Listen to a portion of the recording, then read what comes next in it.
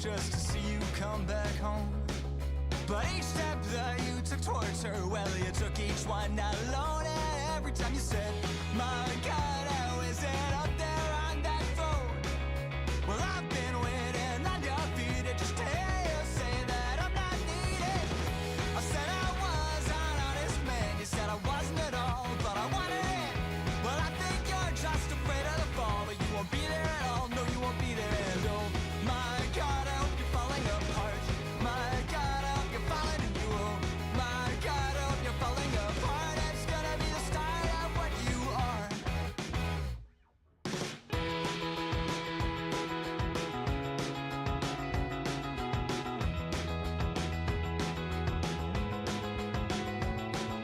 Well, I remember when you said that you hate everything I do.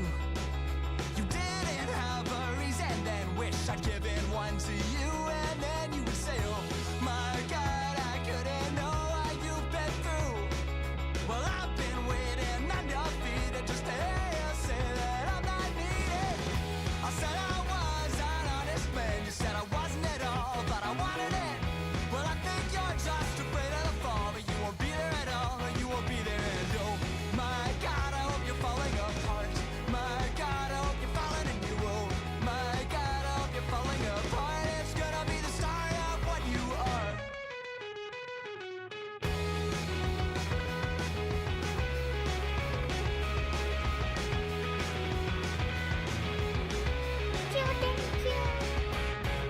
I said I was an honest man. You said I wasn't at all, but I wanted it. Well, I think you're just afraid of the fall, but you won't be there at all, or you won't be there. And oh my God, I hope you're falling apart. My God, I hope you're falling in you. Oh my God, I hope you're falling apart. It's gonna be the start of what you will. My God, I hope you're falling apart. My God, I hope you're falling in you. Oh my God, I hope you're falling apart. It's gonna be the start of what you are. Hey, hi, hello! My name is Hayano. Welcome in, everybody. Hello. Hi, hello. A big hey, hi, hello to Emphatic Anime. I saw you at the end of last stream, I think, last week. To Cobb. Hi, Cobb! To Coco SV. To FDFH Free. To Melkor and to Shin. Hello, everyone. Oh, Adon, hi, and also hello, Nimby. Hello, everybody. Hey, hi, hello. My name is Hayano, and today we are going to be working on redesigning an OC, which is a little bit out of my usual bracket. But hello. Let me read some of your chats. Let me get a little bit caught up, and then we can certainly start going. So, number one, yes, I have Good Kid on for my intro screens, because Good Kid are notoriously super duper chill about letting people have their music on stream. I think it's cool as hell. They're cool as hell. I drastically adore when people are like, hey, when artists are like, hey, you can use our stuff copyright free. It's cool when they don't, no issues when they don't, but them saying that as a public notice thing makes me go like, oh my God, I can use their music for my starting student screens, and I will always yell that it is Good Kid. I love when artists do that. It makes me like, whoa, I get to use them on stream. It's very cool. Number two, for everyone coming in from the shorts, hey, hi, hello, my name is Hayano. If this is the first time you're catching me live, thank you so much for coming in. Thank you.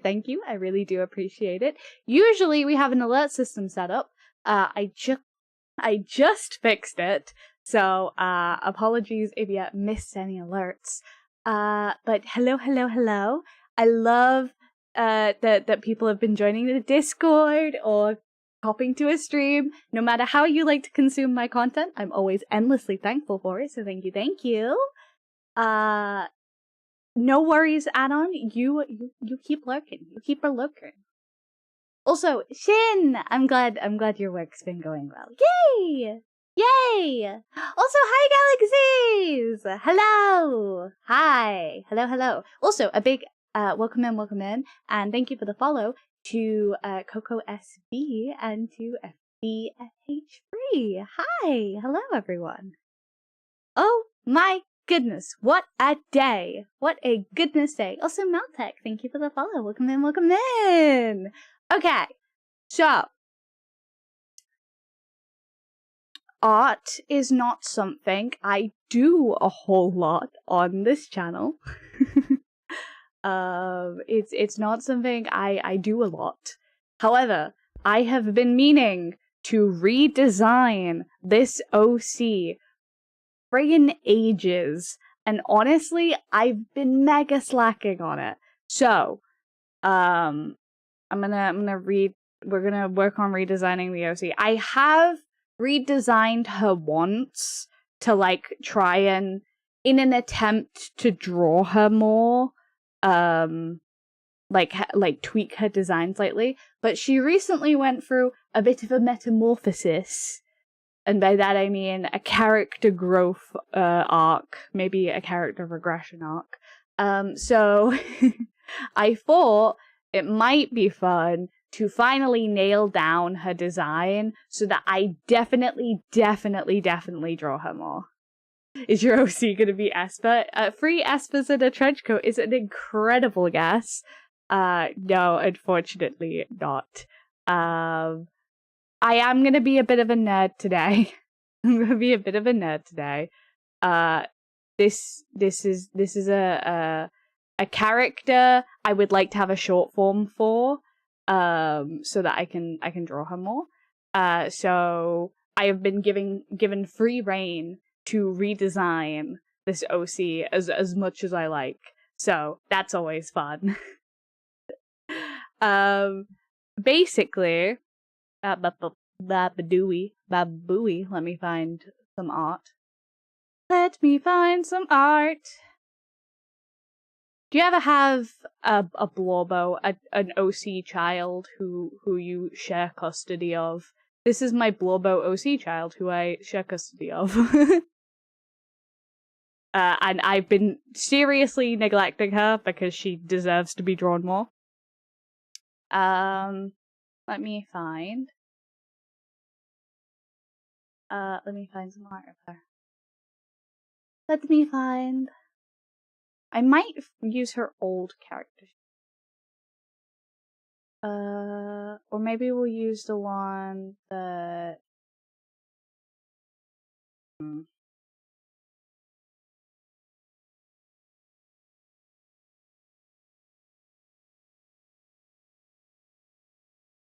Okay, so this art is by Yukima, and this is an OC called Hibiki.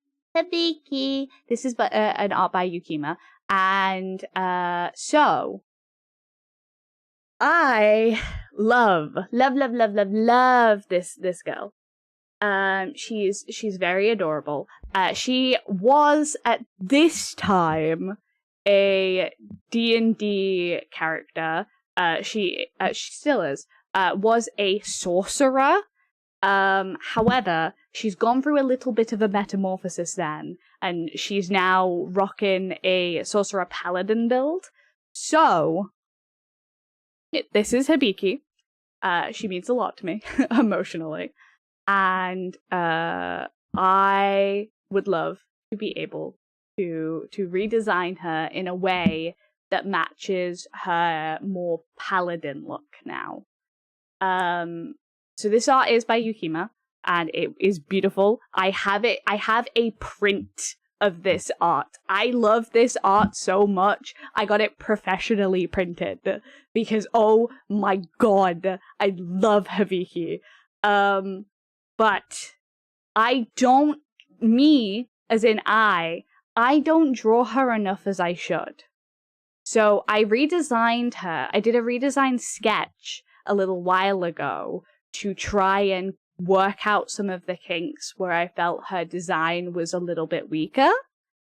And now I'm taking that into account and finally doing the kind of an iterative redesign on her again, where I take what I did from that sketch design, I do a little more with it, and then I figure out where she is as a character.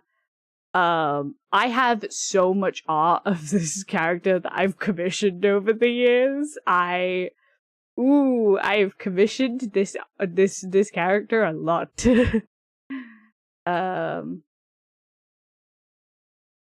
So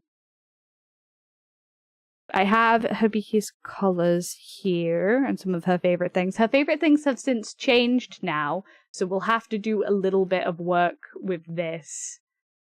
But basically, I'm gonna go through my whole design mentality, if that makes sense. So I'm gonna do my whole design mentality and what I think about when designing a character. As not the most professional artist, I'm definitely not the most professional artist. So this is how someone who is not so much of a professional artist redesigns their character to signify growth and to signify where they're at as a character. So I thought this might be an interesting video concept because I thought other people might be interested in how they maybe should go about redesigning it. Maybe? I don't know. But hi, Eden! Hi, Eden! I keep saying that. Eden. I'm gonna continue to struggle with that. But hello! Also, thank you for redeeming your point taxes. They go back into the community and definitely not into my pocket when nobody is looking! Okay, let's I'm gonna stop dragging my feet now. I'm gonna stop dragging my feet about it. Oh god, I'm a little anxious. I'm a little anxious about it. Okay, so. Right. The things I definitely don't want to change about Hibiki are anything to do with kind of... I want to keep her hair length. I want to keep her wolf aspects, maybe upturn them a little bit. Turn the dial up a little bit. I like how fluffy her hair is because she is, she's a homebrew race that my DM homebrewed. She's a wolf. Is she gonna have wolf fangs? So I don't think I'm gonna give her them in this. She has a slight underbite. But the thing about the homebrew that we worked on is Hibiki is like a homebrew race that's like part dog, part human, very Kenomimi kind of energy. The issue is she's not actually that race. She's actually a Lunarian, which is kind of similar to Kalishtar lore. So in this world, Kalishtar have died out, and instead they have sectioned into two sub-races called Lunarian and Solarian. This is how I understand it. And Lunarians are children picked by the moon, and Solarians are children picked by the sun, obviously. But Lunarians and Solarians only really manifest in times of great change, kind of as harbingers of change. So Hibiki is a Lunarian, which means unlike of her like Loberman race, which is what she is. She's a Loberman Timer, is what the actual homebrew race is called. Which I can get into all of that lore, but that's extended D&D lore, and I will pop that aside extended homebrew D&D lore. We'll pop that aside for now. A lot of other, well, all who are Hibiki's like before race, before she was kind of like taken as a Lunarian child, they have a wolf form they can naturally morph into. Not the same as like a druidic wolf, but more of like a low stat wolf form that they can change into to like run away from stuff or like either like take distance and stuff. It's less of a combat thing and more of a they can morph into a wolf version of themselves to like it's just a big like a character trait thing that they can do, but it's not as powerful as a druidic wild shape. So Hibiki can't do that because even though she's a timer, she was picked by the moon. Her race was kind of corrupted a little bit, and therefore she can't morph into a wolf like her family and the rest of her people, which has made her feel a little bit outcasted from her own society, which is further pushed by some other lore stuff that we might touch upon, but it's a little bit heavy, so I'm hesitant to touch on it too much. And she basically kind of feels outcasted on that level because she doesn't understand how people can morph like that. But she does have a Lunarian form, which is she can basically morph into a Lunarian form of herself. And then that is more monster-like, which causes her like slight underbite to become full fangs. So instead of like having a full wolf transformation like other Timer, she has this weird kind of corrupted. It makes her a little bit more wolf-like, but not totally wolf-like because it's corrupted.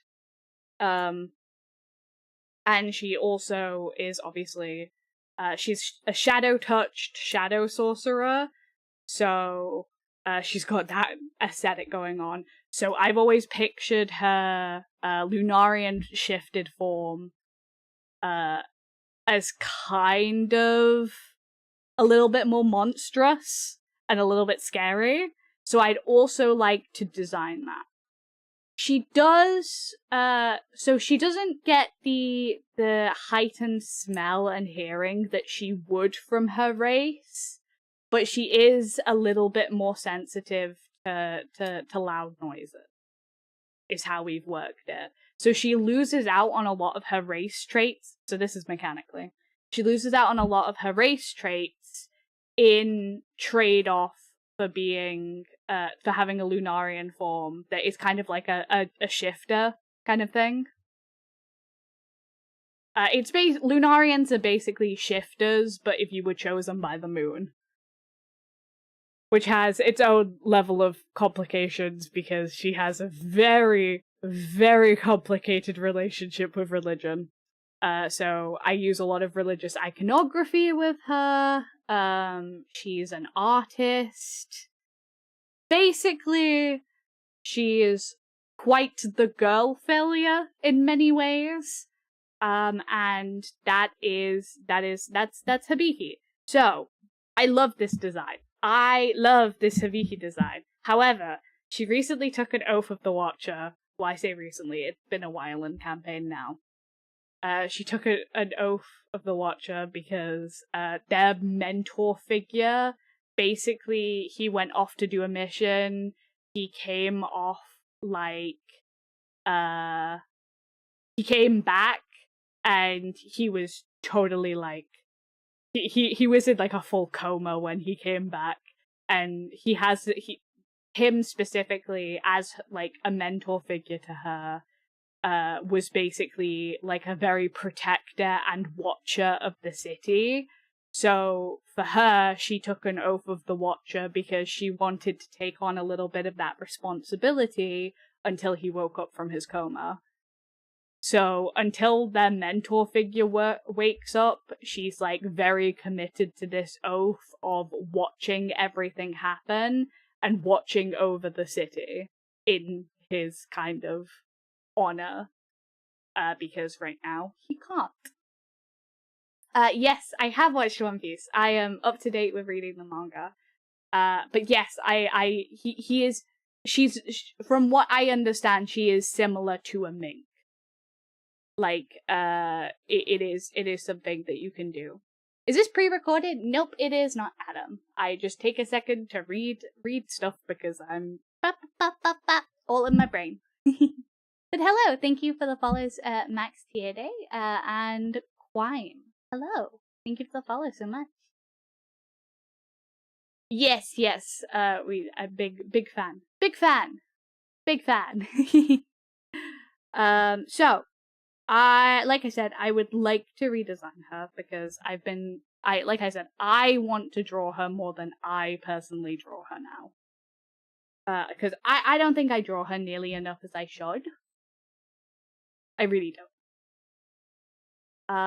Like I said, I did a small sketch redesign of her, because I was messing about with making her. This was when she was still a sorcerer, but I was making a little bit more of an effort to have her hair braided rather than down all the time, as a way to suggest that she was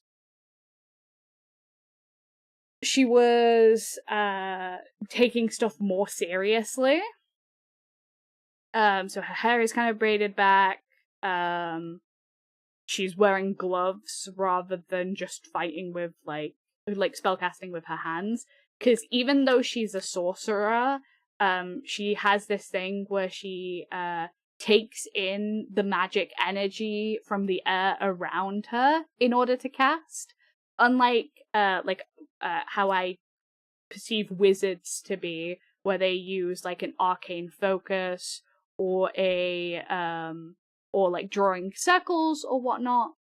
Hibiki is a sorcerer, and a lot of sorcerer kind of lore is that it comes within you and it's a bloodline thing, right? Now, Hibiki is very detached from her bloodline for a myriad of reasons. So she struggles to innately, like, bring the magic out from herself. So the way I flavored that she does her magic is she kind of sucks up the magic that's kind of left in the air around them, and she creates like a mini kind of vacuum around her that then whenever she casts a spell. So she'll like start chanting something, and instead of like other sorcerers have explained it to her as there's like a font of magic inside you that you then just like flick a light. For her, she's flicking the very kind of essence around her to light and then shaping it around her. So that's how she differentiates her magic usage as a sorcerer, because she's a very insecure character. And she's one who does not have a lot of confidence in her abilities. Those are two of her big character flaws. So her magic kind of reflects that in being, it takes a while to spark to life, and it kind of, she has to rely on their magic being pre-existing in the air. So usually she doesn't actually start casting magic until other people in her party have. Does the weave exist in your setting? I don't actually know. I've never really asked my DM if the weave exists. I just know that magic does kind of sit in the air after it happens, which is why she can like yoink it basically. What level is she right now? I believe we're level 11 now. Let me double check. D&D Beyond. Oh my god. Wait, where is it? There we go. My campaign. Let me have a look. So we're pretty far into the campaign. We have been playing the campaign for a while now.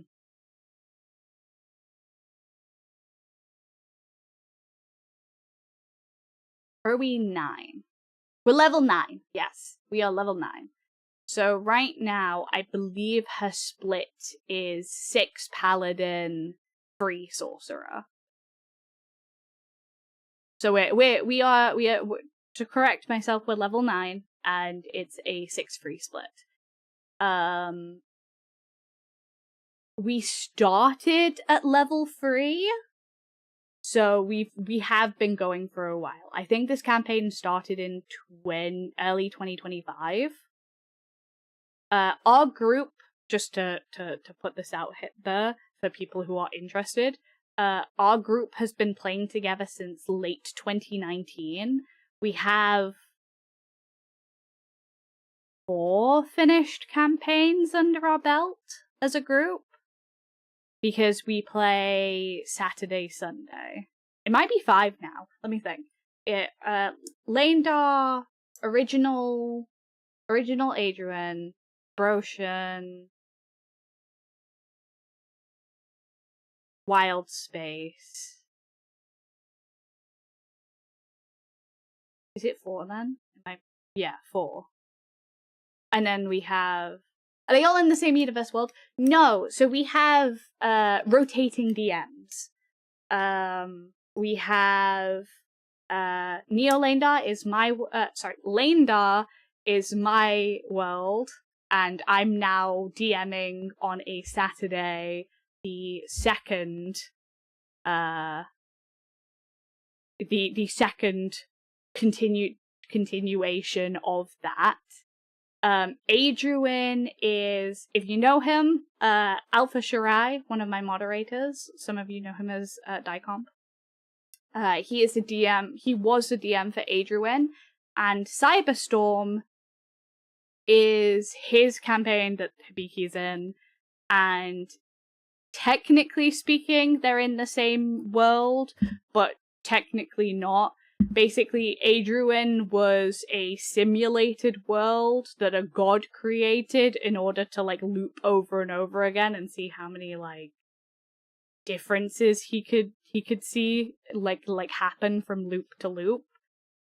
So when Adrian ended, we obviously killed that god, and there was nowhere for the world to go, so the world instead kind of in an event we now call the Convergence, slammed into a pre-existing world and universe. So our world kind of merged with a pre-existing world, and now Cyberstorm is, I think, 2,000 years after the Convergence that our original characters were the reason for.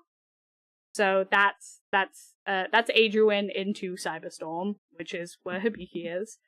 Broshan was DM'd by my other moderator, some of you know and love, Teddy.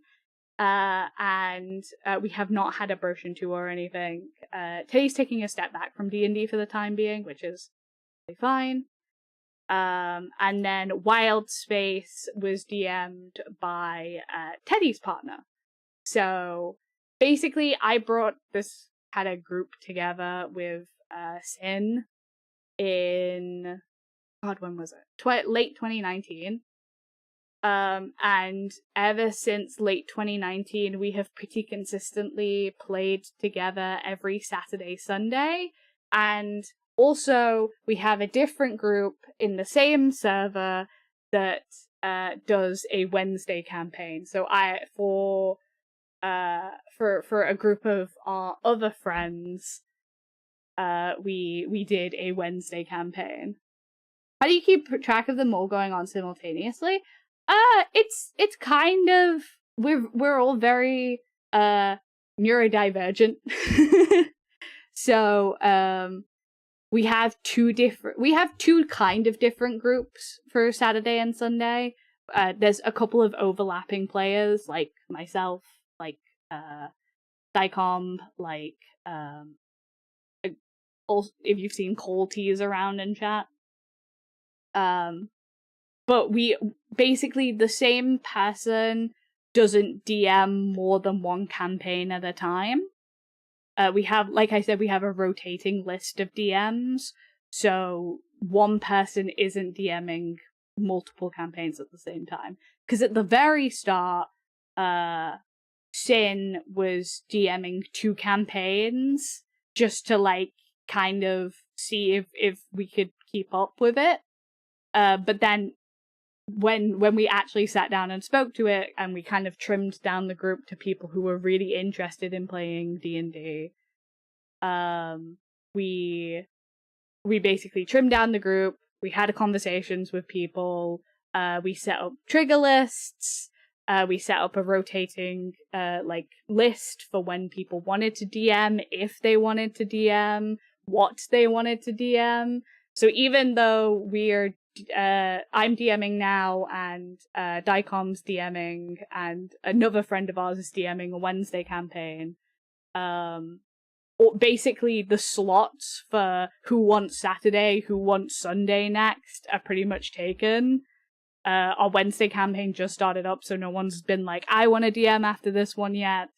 We're kind of going to let it breathe before anyone's like on a Wednesday, like, once this campaign's over, I want to DM. I was DMing the Wednesday campaign because basically I got a bunch of friends together in maybe 2024-ish, and I was like, hey, I have a D&D group who meets pretty regularly. Are any of you interested in playing D&D? They joined the group, and that's how we've ended up with a more diverse list of players. So yeah, just a random day in late 2019, I decided I wanted to teach a bunch of my friends how to play D&D, and we ended up playing together for a really long time, and it's really fun. I love all of the characters I've made. I love hanging out with my friends. We don't get to hang out a lot in other times, so D&D is like our hangout spot, you know. So I do play 3 times a week, so I'm definitely a D&D addict. It's an issue. But our Wednesday campaign means I'm technically not playing 3 times a week, because it's every other week. So technically, I don't play 3 times a week. I play. Oh no, they're totally online sessions. So we exclusively do online. It just works out because some of our friends are in the Americas and some of our friends are over here. So in the Englands. So it works out to be able to do it online. People are really good about timekeeping. Sessions are probably 3 to 4 hours. Sometimes they can go to 5. We try to not. Yesterday's session, Sunday, was pretty in and out 2-hour session, which was kind of nice, because we were just kind of like tying up some loose ends before going into another fight next week. So that's fun. That is fun. It's very fun to play as much D&D as we play, but it's definitely a commitment. Some people only commit to 1 a week. Some people commit to like 2 a week. Some people commit to all 3. It really depends how the person feeling is. We always have like a tap out thing. If you're feeling a little bit overwhelmed and you need to take a break from a campaign, it's never really hard to figure out how to do that. I know Teddy had a player character in Cyberstorm for a while, and then Teddy was like, hey, I'm getting a little bit on the busier side, I'm gonna dip out. And obviously Alpha was like, here's this, here's that. I've never touched anything to do with D&D, so I'm still very confused. I thought you had to sit at a table for it now. So, not at all. There's a whole ton of D&D resources that you can find and use online. D&D Beyond for character sheets. Like I said, Alpha has basically a lot of the online books. So, he just sets up campaign groups for people, and that's how we That's how we keep all of our character sheets in the same place, in the same campaign, using the same books and stuff. And then on the other side of that, we have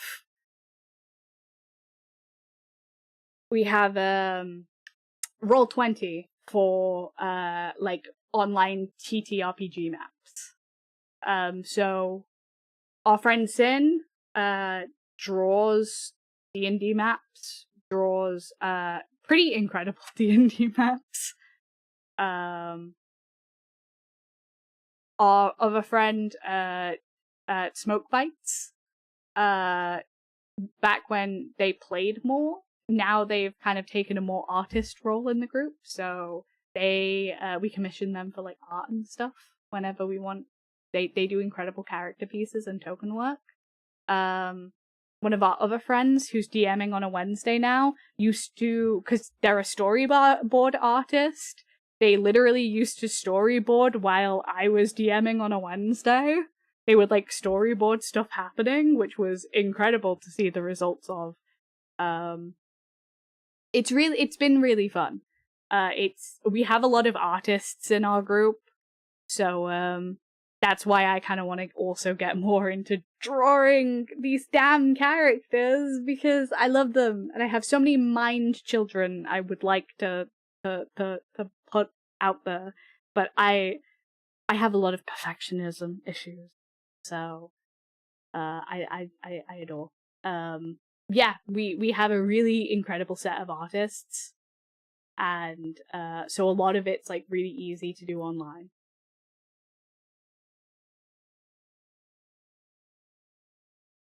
But yes, I hope that kind of explains why we wouldn't have to be at a real timetable for it.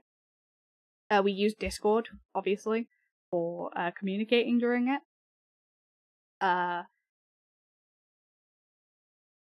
So yeah, do you feel more comfortable drawing digitally or on paper? Definitely on paper. I'm definitely a sketchbook girly. I love my sketchbooks, but I haven't been drawing a lot recently at all, to be honest with you. I've been kind of bad about it. But let me get sparkling water. Go, because I've talked a lot. Oh, you don't hear that often. I don't know. I have no idea. I have a real bad habit for just sketching in my sketchbook and then never telling anyone I've done it. But yes, back to the redesign. I understand perfectionism. I've been stuck on this Blender model for like 6 months. I totally get it. Our other friend, Colties, who, like I said, is in a couple of the campaigns right now. I think they're in free for free actually as well right now. They also do 3D modeling, and oh my goodness, the amount of work they have to put into stuff. I'm always endlessly impressed. They've friggin' modeled like a couple of our D&D characters over the years, and every time I am so impressed. I'm like, oh my god, I'm gonna cry. I am scared of Blender. Me too. So back to the big scary, the big scary friggin' sheet of doom. Sheet of doom. I thought it might be good to I'm gonna kind of photo bash. So the way I work on character designs is I photo bash a couple of concepts together of like what I want to include. So stuff that I think I like, stuff that I think makes sense for the character, and then I kind of then work from there. I don't know if that's cool or not now. That's just how I work.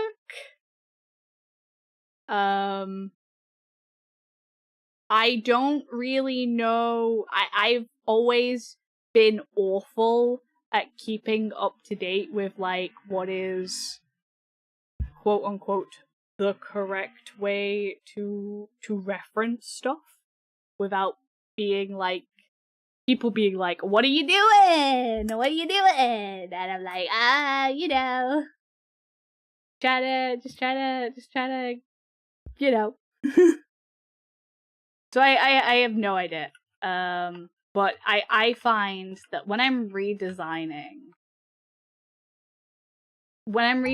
a character, oh my goodness. OMG. Hi, Killa! Thank you for subscribing for 12 months! Oh my god! What are you doing? What are you doing? Hi! Hello! Thank you so much for monetarily supporting the channel, but you never have to. I really appreciate it. I like pulling together a couple of references and then working from there. That's me. That's me. I really like what is it that I really what art do I really like? I really think I would like to look at so some of the things I think are kind of relevant about Hibiki is I think I want to have something that's like a high neck armor.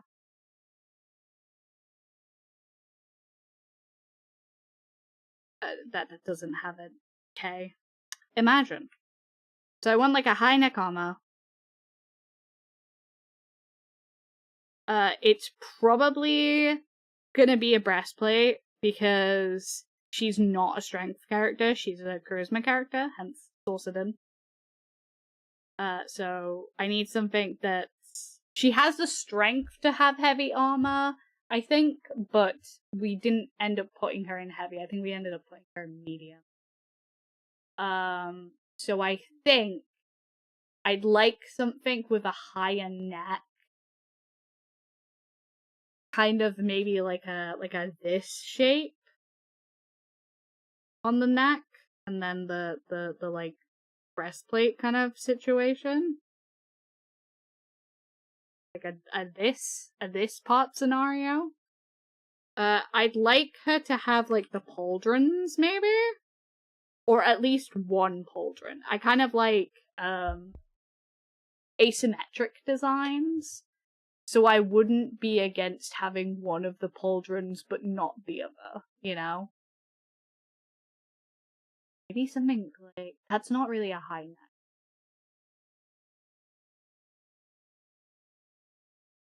I think maybe something like, oh, you know who has like that I think would be good to reference? Friggin' oh my god, what's his name? Laios?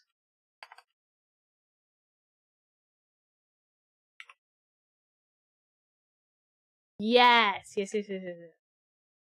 He has a pretty interesting armor. Like something like this. Maybe a little bit. I feel like his is like the heavy armor equivalent. So I think maybe something just a little bit lighter. Just a little bit lighter. Probably make more. She does not suffer any side effects from iron or water. She does have a weapon. She has a long sword that is like shattered stained glass. It is a magic sword. It is in fact a magic sword. Her original outfit that I had saved as a reference was this one. Because this was fine when she was still a sorcerer in like, because Cyberstorm is a modern setting, so they didn't have armor for a while when they were first figuring it out. So she had something like this with then like an armored cloak put over eventually. But now she's got like much more of a, now that they're a lot more, they've been in the Underdark for a while as well, which is a whole separate issue, to be honest with you. But now that they are, they've been slowly getting a little bit better equipped, if that makes sense. They're still not super equipped, unfortunately. However, they are a little bit better equipped than what they originally were, which was not at all. It was bad before. So yeah. It's very funny because she absolutely had, she was just an art student before this. So like she was an art student who worked at a coffee shop, and that was what she did. That was literally what she did. So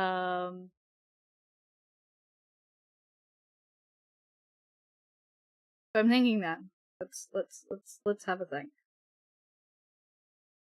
Number one, let's merge these together. Can I merge these together without looking for the keyboard? No, I can't. Okay, can we merge together, please?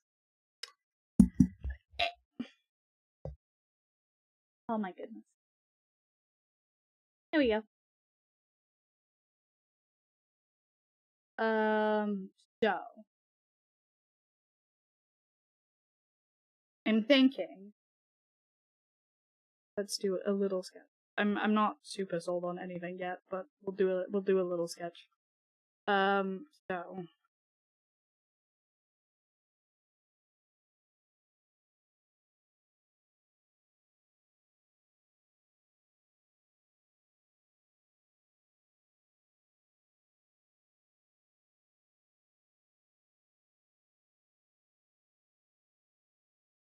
not make that too long.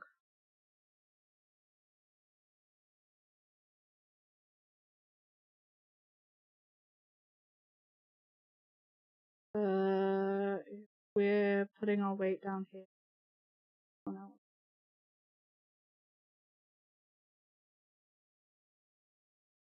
And then our shoulders. This. There we go. Cool.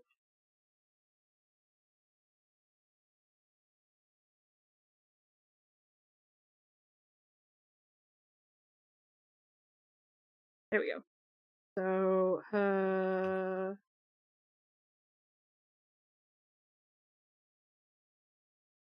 we go.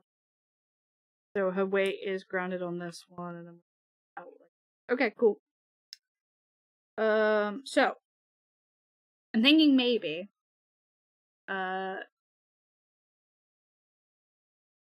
maybe something like,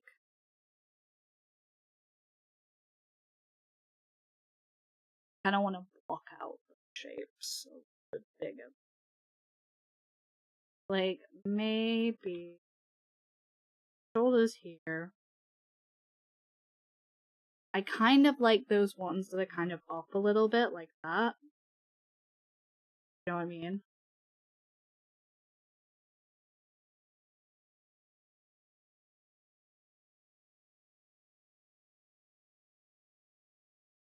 They have like a little situation here. Little button, kind of not button, fasten. Is that correct? Fasten. Yeah. And then as for stuff underneath that, I think we were looking at Laios' scenario, weren't we? Let me have a look. Because I think I want something a little bit more shapely. Because this is very blocky, and I think this is good for Laios' character because he's meant to look very sturdy. But I think something a little bit more agile might. So let's have a think. Which one? Maybe we'll do some, because I definitely do want to do high collar. I think the high collar could be good.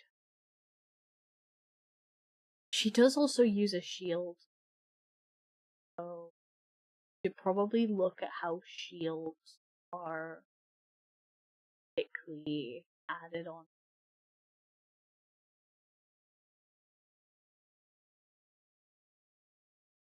We will think. We will think. She could paint her own arm. That is something she could. Oh, also, hi all, ads are starting in about 5 minutes. This is your heads up. We run about 3 minutes of ads every hour, and I take a break during them. So don't worry, you don't miss any content, even if you're not subscribed. Because I take a break, you guys take a break to get water, pee, stretch. Helps me if I need to go take any medication. So that is that. Don't worry. Is the shield also magical? I have no idea. So right now it's a regular shield. Right now it's a regular shield. But there was this door that they interacted with who could like text back to her. She would like talk to it and then it would like draw words on itself to talk to her. So they couldn't get past this door. So she was like, rather than like break it down or anything, can you move out of the door? And whatever was in the door was like, yeah. And she was like, okay, you can have my shield and I'll carry you around. And then, you can get in my shield and you can leave the door so we can go through the door. So she's got some weird being in her shield right now that just talks to her sometimes, or whenever she crits, just goes, nice. So I don't, it's not magical, but it's question mark. She's not had a spare minute to look at it. She's not had a spare minute to look at it, and she's also not really had a chance to explain it to their group artificer. So she's like, maybe I just don't mention it. It talks to me for the time being. Also, hi Iris! Hello! Hi Iris! Oh my goodness! Hello! Yeah, I'm thinking... I definitely want something covering her neck, because she's a little self-conscious about that, so... We'll go like a this, bare minimum. How's school going? How's everything going with school?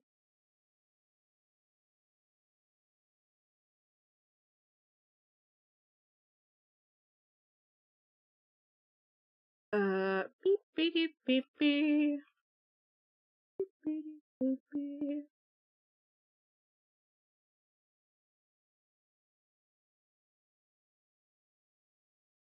And I guess this.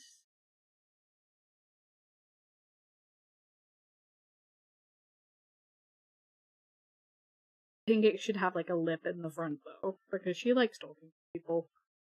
She likes talking to people. She's very expressive, so it makes sense for that to be the case. I want to obscure her face because she's super expressive. And then with that on top, a little bit much. No, I think that's okay. It just looks like a continuation of that, really.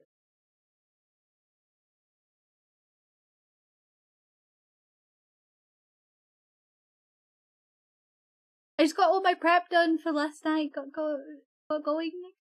Ah, yay! Excellent. That's your Hawaii trip, right? This is very important for school. Good luck. It'll be good. It'll be fine. I'm sure it'll be fine. Yeah. How are people tucking cloaks in? That's another thing.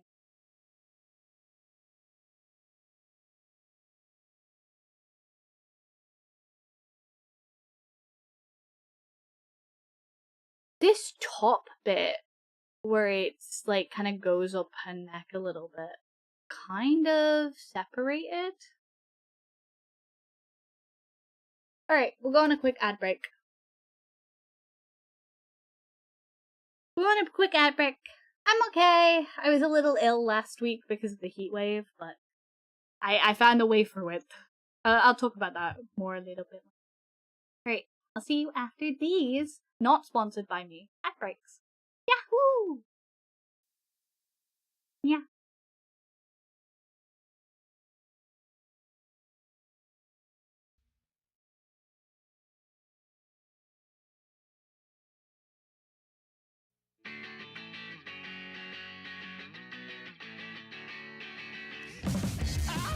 She moves on the east side. Why do I still see you around? You dropped out in the middle of the east side. You watched up from higher ground. I saw, but I couldn't believe it. Here's my face from the side of my eye. So long, but I'll never forgive it. You're still stuck as a thorn in my side. I'm not going away. I'm not going away. I'm not going away. Moves on the east side. Why do I still see you around? You dropped out in the middle of the east side. You watched up from higher ground. Each breath out was a twig on a fire. One more word and I'll boil in place. Scratched out, so I skipped on the B-side. No way, so I'll leave it to fate. I'm not going away. I'm not going away. I'm not going away.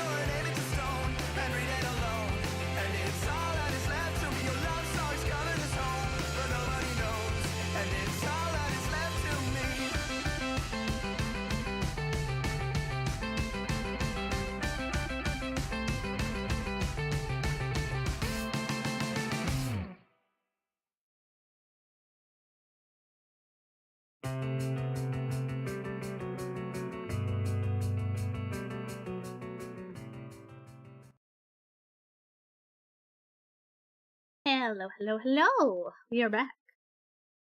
Right. I'm giving it some thought. Giving it some thought. We're giving it some thought. Wait, no. Nope. Oops. Hi. Hello. Also, yeah, we were streaming during the ZA event.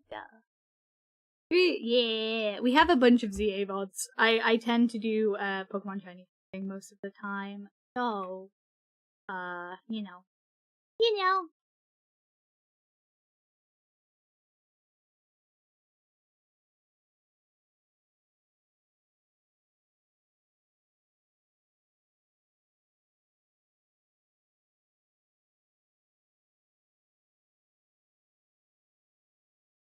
There we go. That's kind of schwanky looking. I don't know if I made her torso. I know it's just a model to see about drafting, but I do feel like it's a little too long. There we go. That makes a little more sense.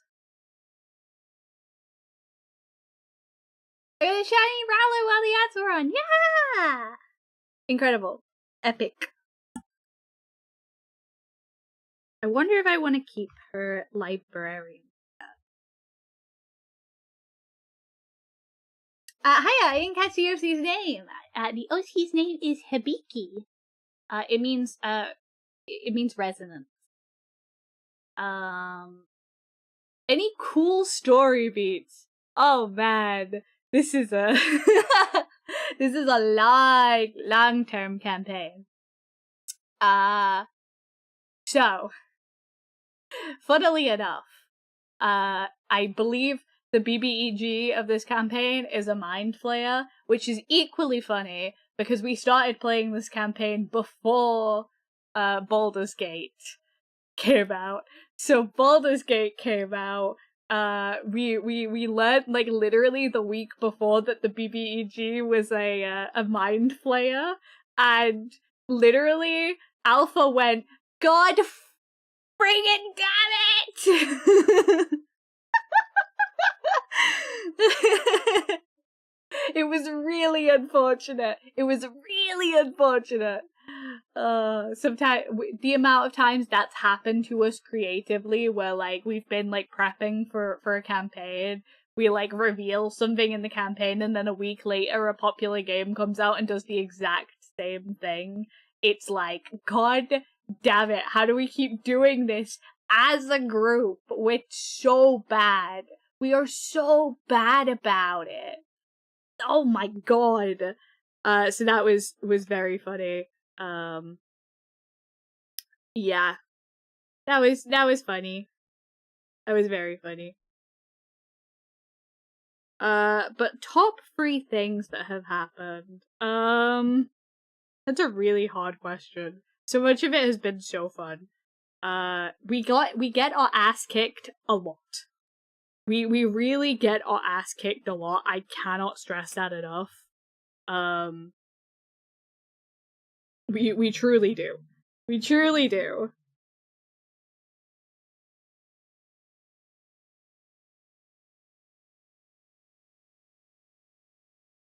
Let me think.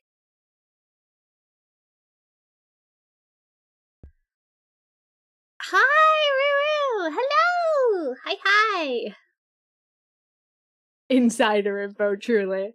It's your private FBI agent passing the info on for the corpos, truly. I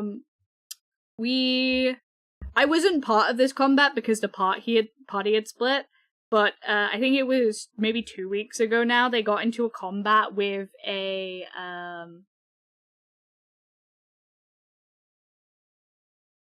we got into a combat with, well, no, but the other half of the group got into a combat with a troll who had needed his riddles free answering, otherwise he was going to drown everyone in the room in lava. and they managed to get out of him that he like, it was clearly a passing joke that the DM made, because they kept calling him like, stop trolling us, because he was a troll. So he was like, no, I do lots of trolling on Legend of League.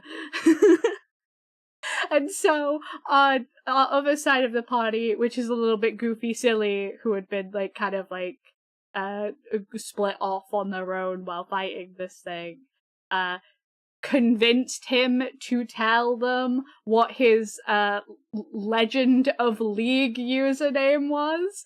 And interestingly enough, with this section of the group, they had a hacker. So now, when we get out of the Underdark and we finally do get home, they're going to hack into this dead troll's League account so they can get it banned. Which is so... I cannot tell you how many times Hibiki has been the quote-unquote responsible one, unfortunately. So she's a little bit cursed. She's a little bit cursed to be the responsible one in a party of goofy, silly guys. So that is a very funny interaction. Our new NPC, who we found in the Underdark, who was with us at the time, absolutely despises most of the group, I believe, because they cannot lock in for 5 seconds.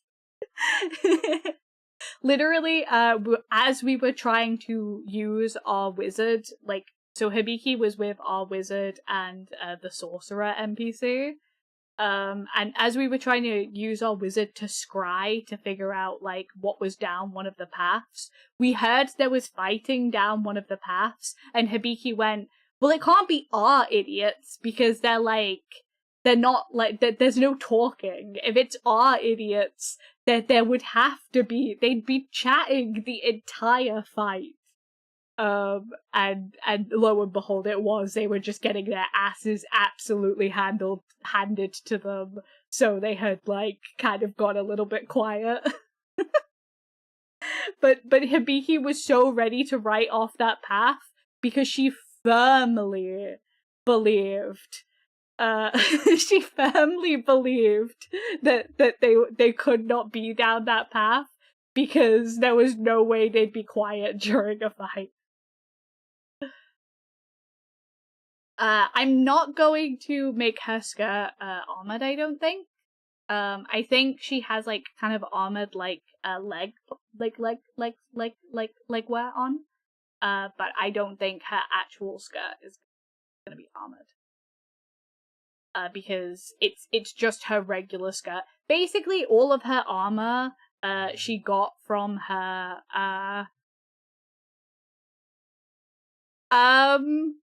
her not girlfriend, maybe closer to a situationship.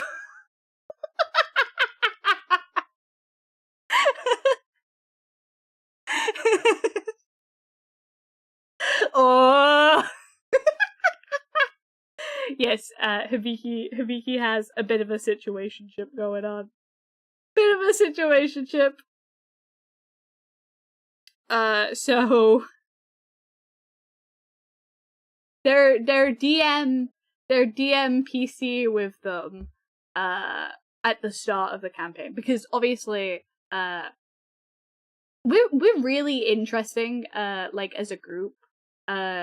Whenever someone's DMing, they like rotating who the NPC with the group is, so that, like, different stories can be told, and when it's important, you have the right NPC with you. So either we usually try and, like, pick who our NPC that's with us is relevant to the story, or is one that, like, makes sense to be there. Now, we did have a pretty consistent NPC with us, and her name was Vesta. And she and Hibiki, prior to the start of the campaign, well, everyone knew each other from gaming on this video game called Elder Quest. Hi, Serpent! Hello! So basically everyone knew each other from well, they didn't know each other in real life, but they knew each other from, like, playing the game together. And Hibiki was playing a boy tiefling who was a gambler. And she had this entire character kind of written out for him because she was one of those girls who, like, hard committed to her RPG character having, like, an aesthetic, an archetype. And she was particularly friends with, like, a higher ranked member on the server, called Brightstar. And, basically what happened was they were all doing a raid, and they were trying to be the first in the server to level up to level 6.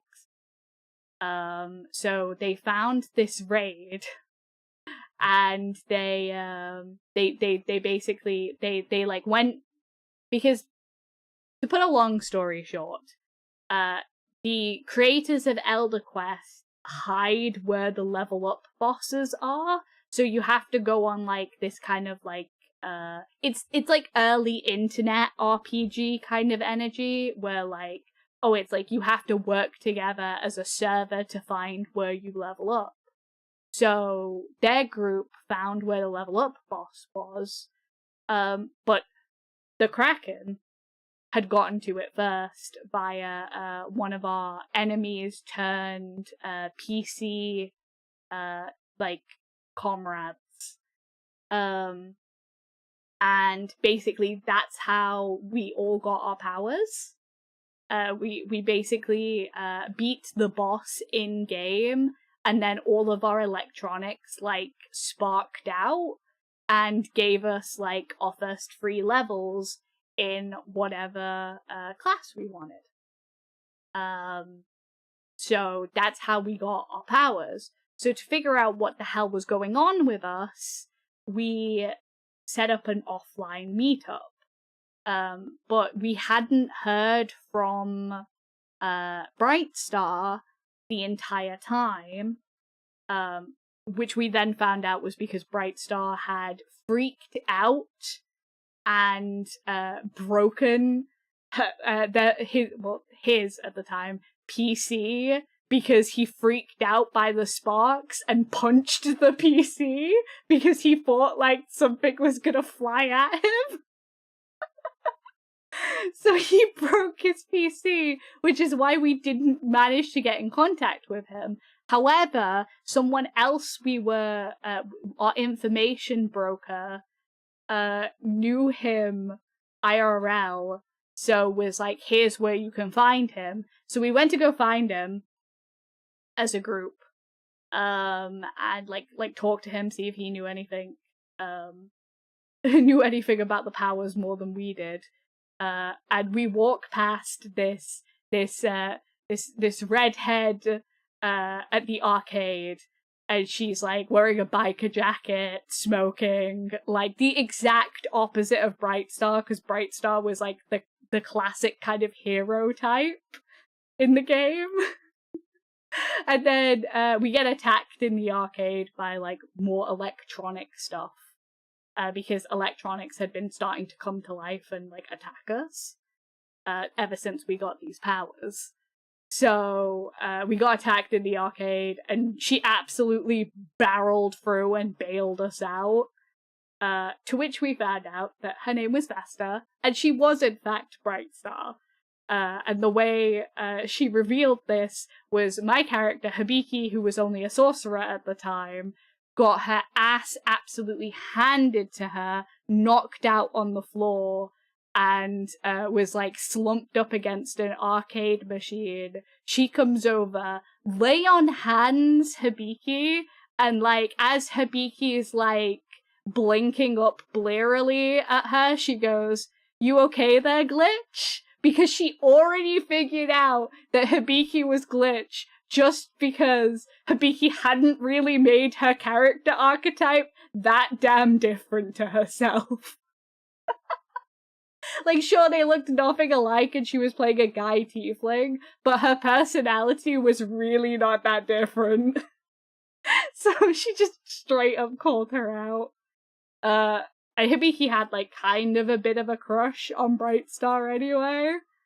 Like from just playing together for a couple of years. So when she found out that she was basically mommy motorcycle energy, Hibiki was gone, dude. It was over. It was friggin' over. So Hibiki has been pining over Vesta. And Hibiki was, like, very transparent from the start about it, because Hibiki's kind of a bit of a naive character. She was, like, full on, immediately transparent, like, hey, I have a thing for you. Like, within a couple of days of knowing Vesta IRL as well, was just like, hey, I have a thing for you. But the reason we call them slow burn is because Vesta has emotional baggage stuff going on, and was like, I can't really do a relationship right now. And Hibiki was like, okay, I can wait. I can wait for you to figure it out and then give me an answer. Hibiki basically went, it's okay, I'll wait. So we found out that Vesta has a kid. Vesta has a kid that she does not have custody of.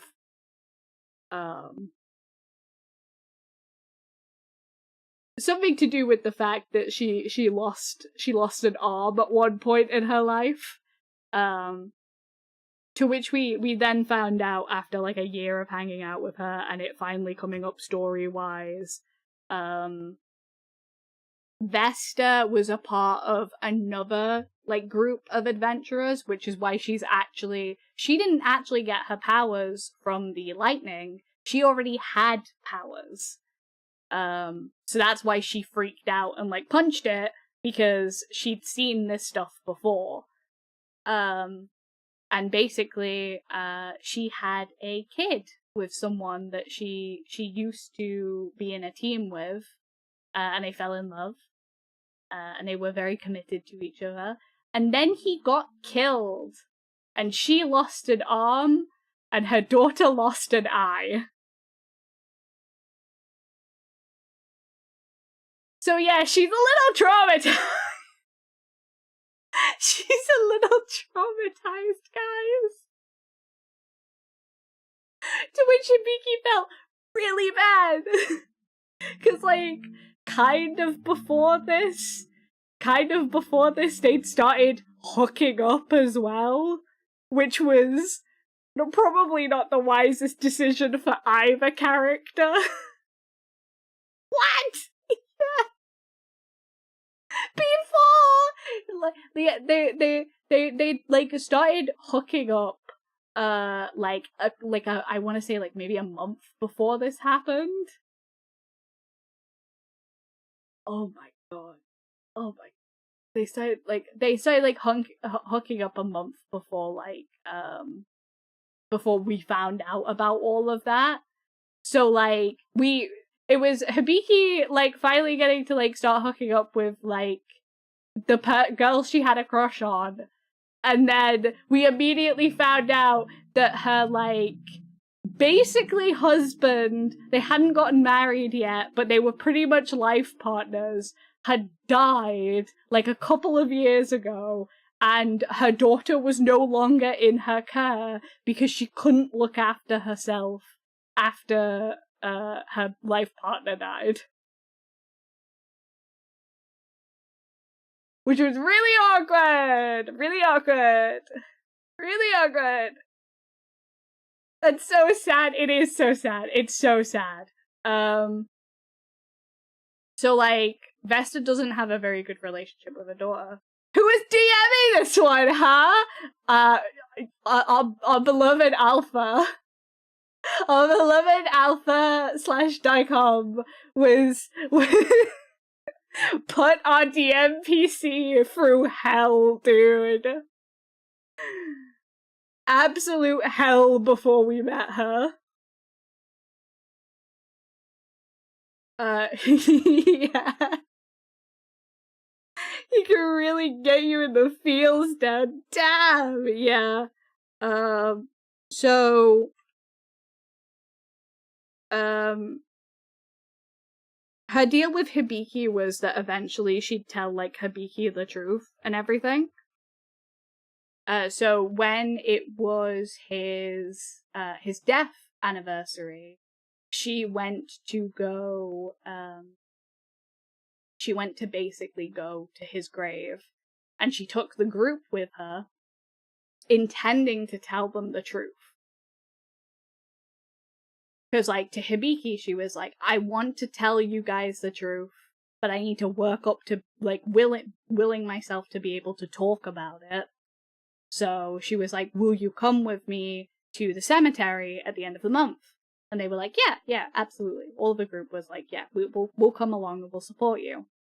So as she was gonna tell them, Hibiki shows up early because she doesn't want, like, Vesta, because she kind of figured out that Vesta would probably end up being early and get nervous about it and maybe try and leave. So Hibiki was like, I'll get there early so that, like, she has someone there so she doesn't back out last minute. As Hibiki is sitting, waiting there, she sees a kid at the cemetery on her own. So she goes up to this kid and she's like, hey, buddy, are you okay? Where are your parents? And the kid's basically like, I kind of snuck out on my own. So, like, because she's only, like, I think 6 or 7. And she basically sneaks to the cemetery on her own. She does only have one eye. She's wearing an eye patch. It's fine. It was really awkward because out of character, I had figured out who this person was, but Hibiki hadn't been told at all anything. So Hibiki was just like, oh, there's this kid on her own. I'll, like, walk with her to whatever grave she's visiting. I'm not gonna tell her off and make her go home. I'm just gonna be like, hey, you probably shouldn't come here on your own. If you really want to come here, tell a trusted adult. And, like, they shouldn't go against you wanting to mourn someone. So Miki's having that conversation with this kid, and then Vesta turns up, and it's like sees Hibiki, goes to talk to her because she is getting nervous, and then sees her kid standing next to Hibiki. The very kid she's gonna tell the group about. And it's so awkward! It's so awkward! Because Hibiki's just like, I don't want to leave a little girl on her own.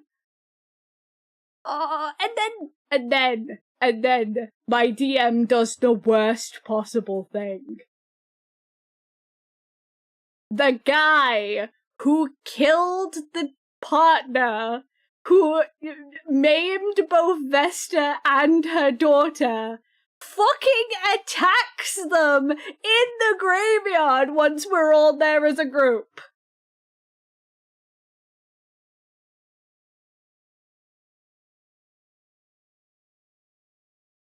The lion, the witch, and the audacity of this bitch. Because in some breaked up scenario, he's like some, like, so his name is the Corpse Master, which does not bode well.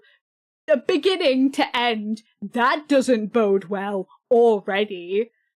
He can basically revive people, or, like, so he takes everyone after their body parts after they've, like, died and stuff, and uses them as undead servants. And so, working with the BBEG, the Kraken, by borrowing some of his alien technology, because the Kraken, the BBEG, comes from space, he uses the little girl's eye to put like a clone of her like mentality into the AI and approximates her personality into an AI that goes in a motorbike and then uses Vesta's arm that he sliced off to create a genetic clone of her, who is the person riding the bike. So he uses a clone of Vesta and a clone AI replicated version of her daughter put in a bike to attack her and her daughter. It's so, dude! It was so. I already hate this guy. Yep. You're not even gonna fucking believe this, dude. The party reacted aghast. We kicked their ass, but then when we realized what was going on, it was like, oh my god. Like, Hibiki knocked the biker off and managed to like subdue her. And the helmet cracked, which kind of like embedded into her head and killed her. And then when Hibiki looked down, she was just looking down at like a carbon copy of Vesta. So that was mental damage.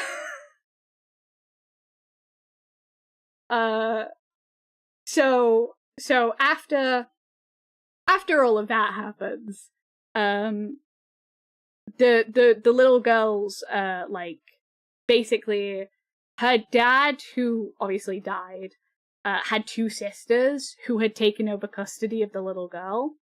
And Vesta basically confronted them and was like, I've been a shitty mom. I've been running away because of my grief, but I want to be a part of my kid's life. So the reason that when we left the city to go on like an external mission to go look, basically we got these coordinates that we needed to go to potentially get some gear. We left Vesta in the city so she could have some time to bond with her daughter. Because she basically asked if she could stay behind. And she was like, I know it's a little bit selfish as your frontliner, because at the time, we didn't have another frontliner. But then Hibiki was like, I will become the frontliner in your stead. Between this, they took a massive L because their mentor figure got his ass whooped and is now in a coma. And a bunch of girls got kidnapped as like a whole separate plot line. A bunch of girls from like a nearby high school that one of our party members attends got kidnapped. So like between all of that, we were just like, Hibiki was like, yes, you stay here, you spend some time with your daughter. So when Hibiki left, they were on weird terms because like they were still kind of hooking up. It was still kind of hooking up. Is that like now up to date with where you are now? Nope. We went on this mission to go get something from the desert when a literal wormhole opened up underneath us and we fell into the Underdark. So we're not even going to where we need to go. We're deep in the Underdark with another fucking Mind Flayer, dude. A second Mind Flayer has hit the planet. Well, actually, it was here pre-convergence, apparently. Well, no, it wasn't here pre-convergence. It was here at convergence, apparently.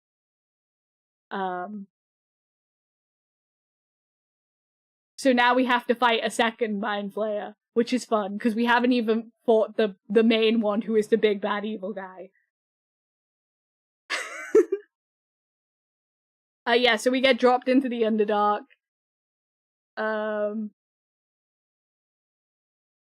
we got dropped into the Underdark. We've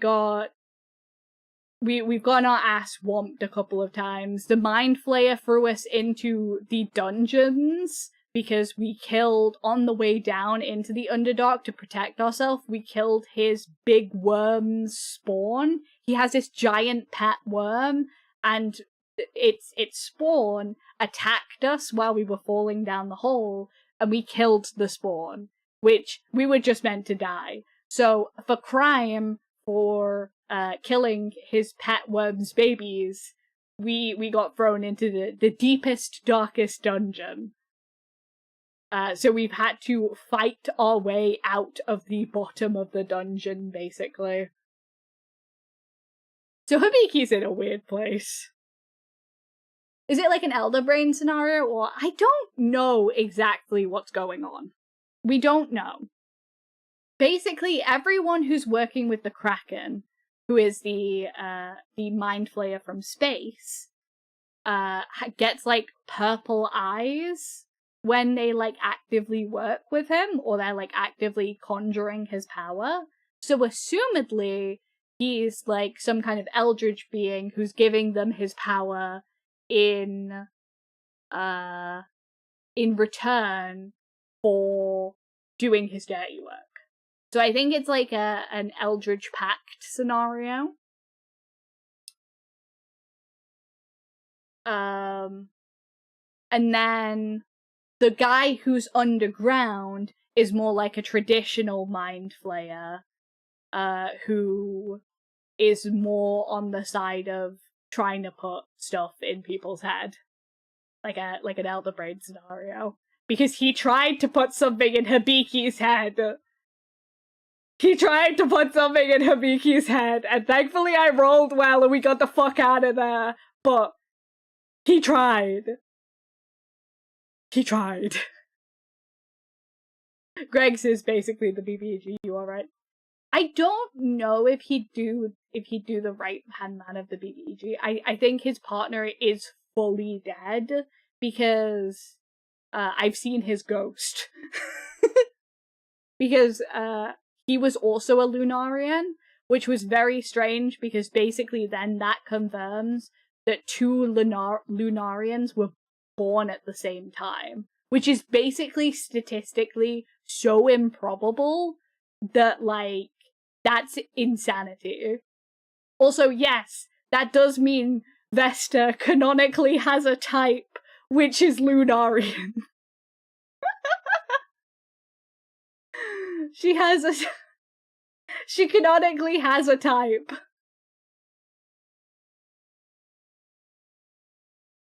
But yeah, so the super fucked up part about all this is in the dungeon, one of the NPCs we'd started becoming friends with basically recently betrayed us and revealed he was working with the Grim Lord, the underground. That's what his name is. The underground Mind Flayer is called the Grim Lord. One of the NPCs was like, one of the NPCs was like, whoa. I basically we met him right as we got down into the Underdark, and he was like helping us along. But then he was like, basically, the Grimlord is using the town of people as hostages that I am like the guard for. He's like their leader. So, and he's like tasked with keeping them safe. So he was like, the Grimlord is using them as hostages, so I'm gonna work with the Grimlord because I don't want all of these people under my control to die. Which is very understandable. Sucks. Because he was kind of having a romance with one of our other player characters. But, you know, that's how it goes. And so we got thrown into the deepest point of the dungeon, and yeah, it's super fucked up because the NPC that betrayed us was like, you guys aren't gonna be able to fight the worm, me, and the Grimlord back to back to back. Just with yourselves, you are losing this battle. So guess who appeared in front of them using an old corpse? Mr. Corpse Master, who offered Hibiki and the rest of the party a deal that if they killed the worm, he would take over the worm and help them out because he was also needing to deal with the Grimlord.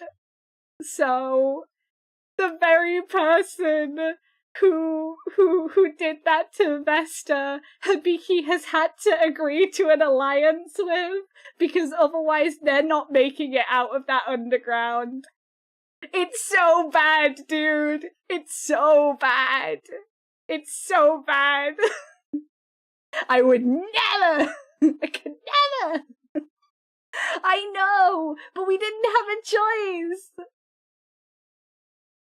We didn't have any more allies. We don't have any phone service. We don't have any allies we can call upon. We're at the end of our fucking rope, dude. We have been fighting for like traveling and fighting for days on end with minimal amounts of long rests.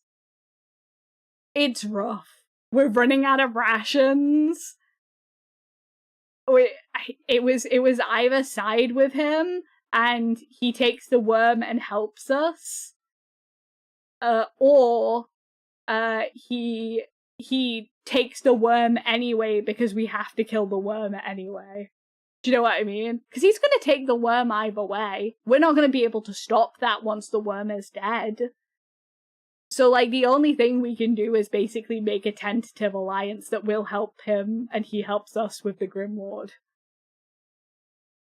At least make him the front line, hopefully. Hopefully.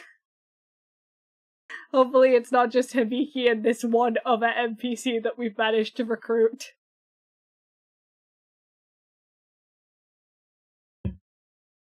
Yeah, it's rough. It was a rough decision to make. It was a really rough decision to make.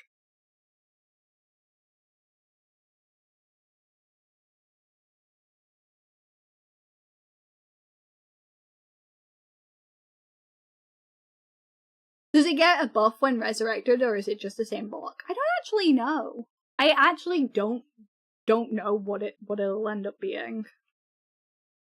Also, Coco, thank you for redeeming your point taxes. They definitely go back to the community and not into my pocket when no one's looking.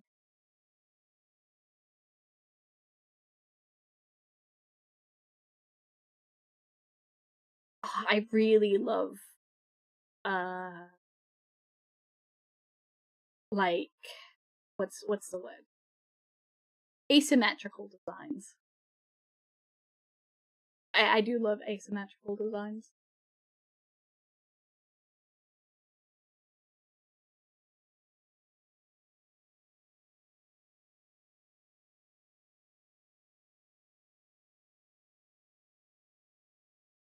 But yeah, we are in a bit of a pickle, and that is certainly an understatement of the century right now.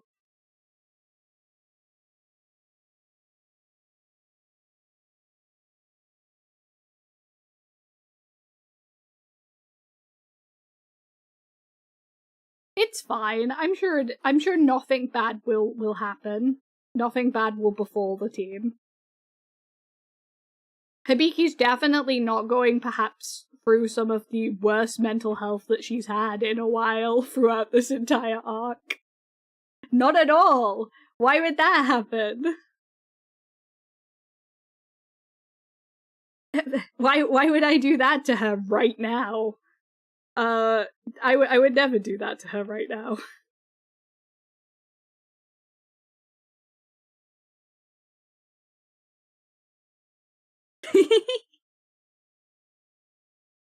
Oopsies.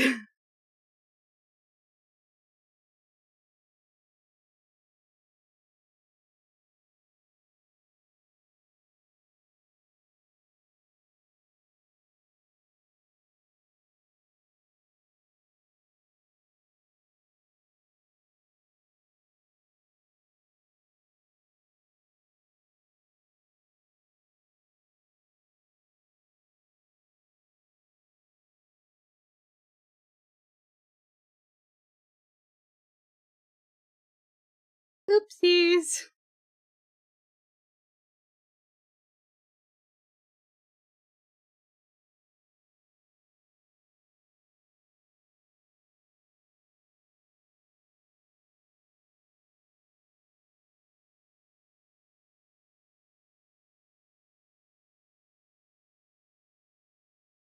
It's so interesting hearing about other people's campaigns. It's fun how things are different. Mm-hmm. It's fun. I love talking about it. I don't talk about them a lot because I'm like, I don't want to talk too much about my D&D, but I love D&D. I love D&D so much, man.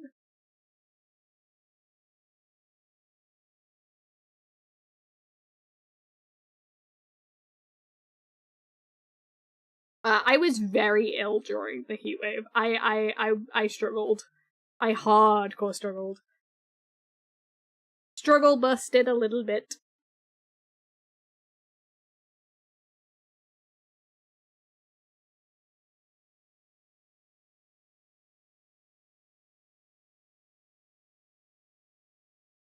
Struggle busted just a little bit.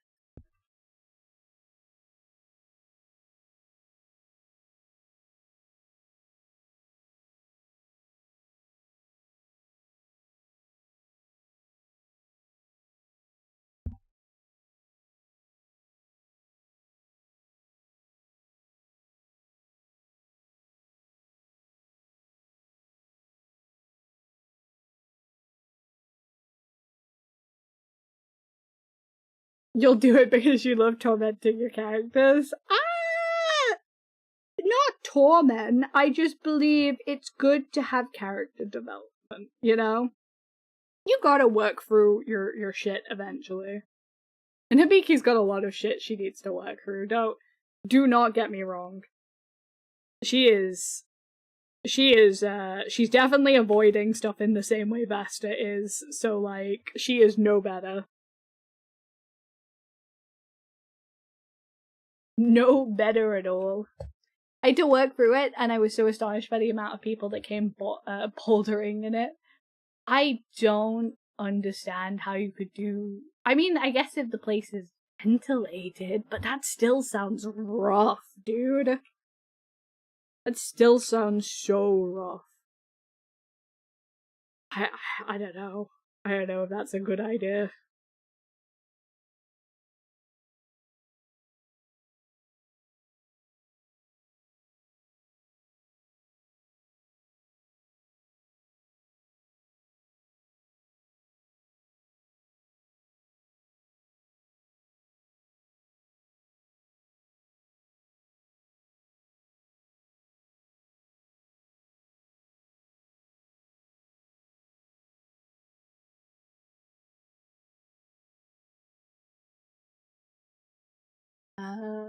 You know what?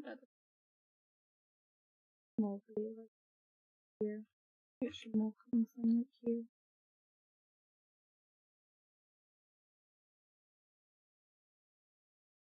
Then we'll have this bit.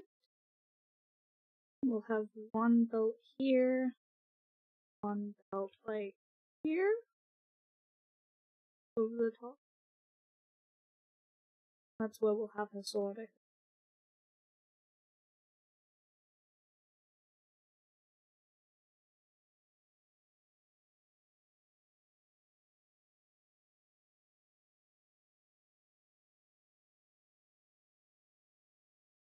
I could do with looking at how people are doing what helps on the face. How are people doing swords?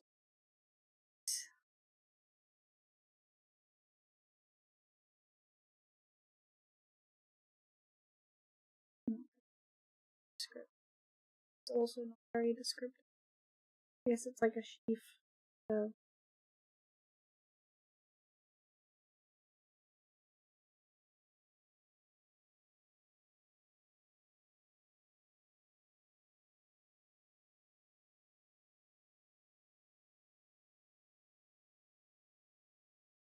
This kind of scenario?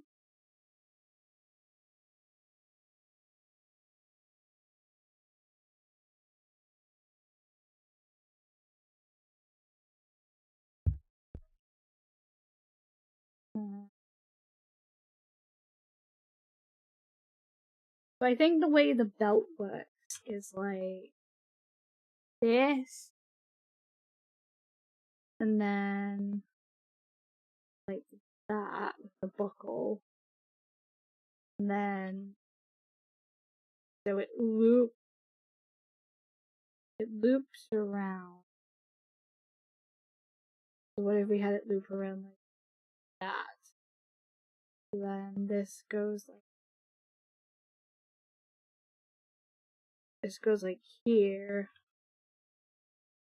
which comes around and goes like this, which then goes to the sheath like this. Something like that, maybe?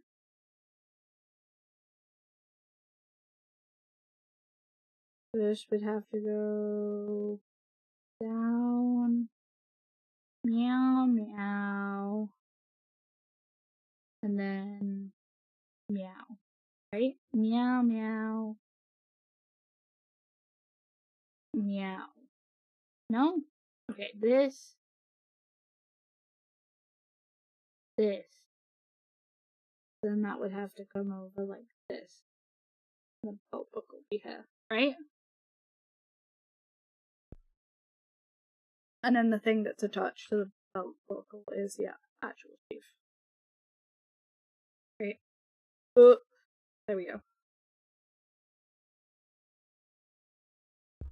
That's how the belt would kind of look, logistically.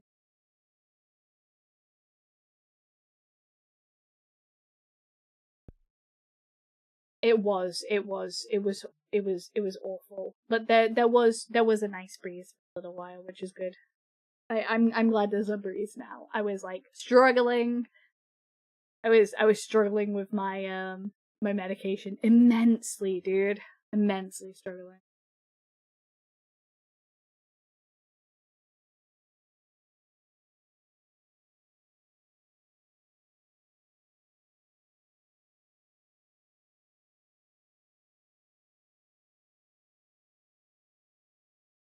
Immensely struggling. Also, no problem. Thank you for the lurk. I really appreciate it, and I hope you have a really good day too.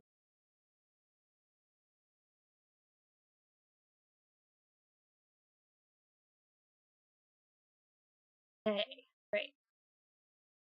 I'm really enjoying the top part of the design. I am not so much enjoying the bottom part of it. I think that's where I'm having it.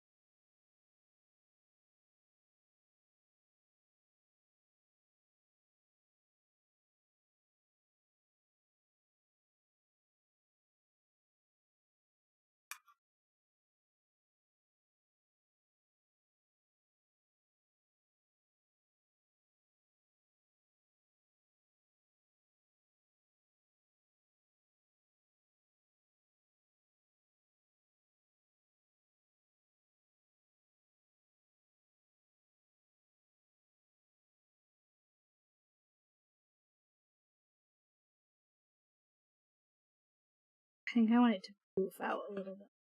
Be a little bit poofier.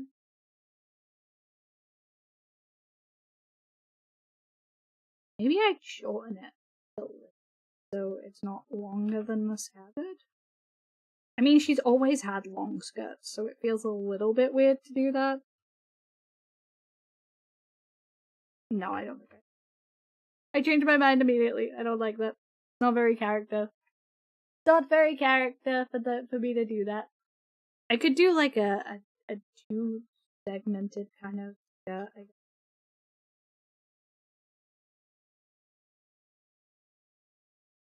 Have this bit in the middle a little bit shorter. Maybe that's just too over designed then.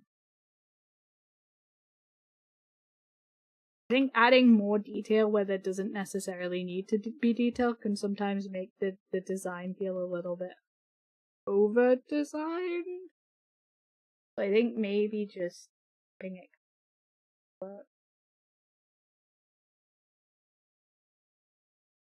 I do like having a bit of a roughage. So maybe just like take it an inch up, maybe?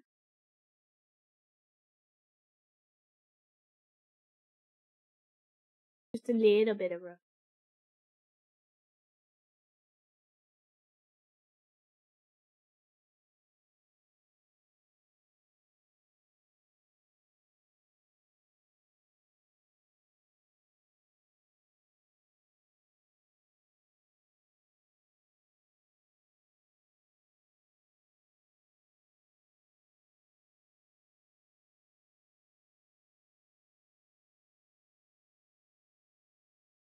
Right, now I have to figure out how do I want to do something kind of designed, or do I want to just keep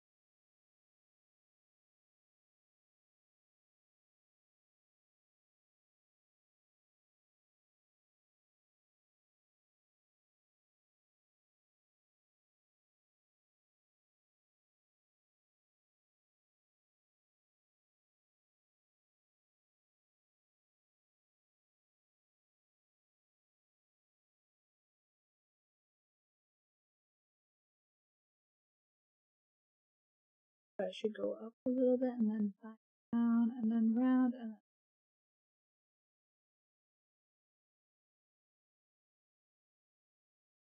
that angle doesn't look good. Oops. Doesn't look flat.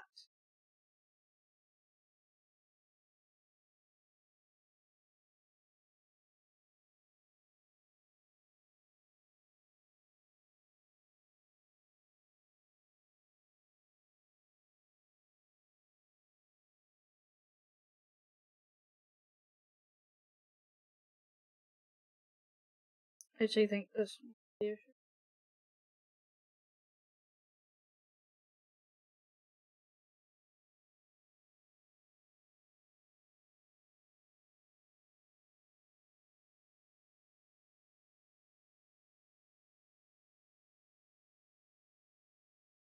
I don't like that. I do like this, so let's do something.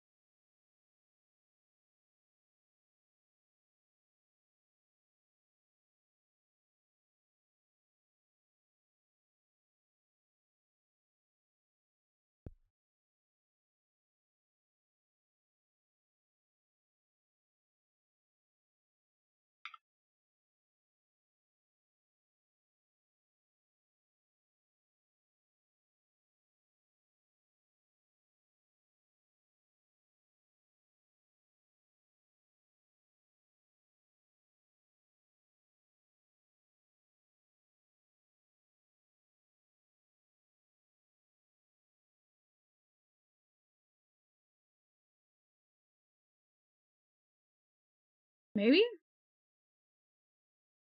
That looks kind of wonky, but it's fine. It's just that looks kind of wonky, but it's fine. It's just a sketch.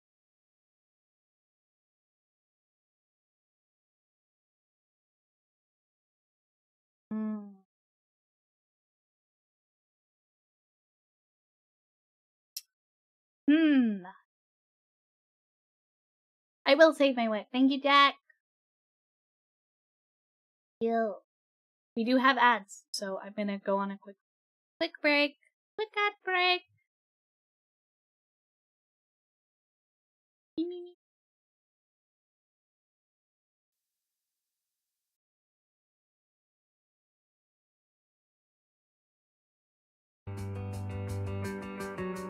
Box of bombs upon this ground, I'd give it up just to burn it down. And if they die, you can blame it on me. I've been setting up gravestones in my hometown. I wish I had been born at sea, then you wouldn't care and you wouldn't know me. Ebb and flow, they just don't carry me home. It's only water and air as far as I can see.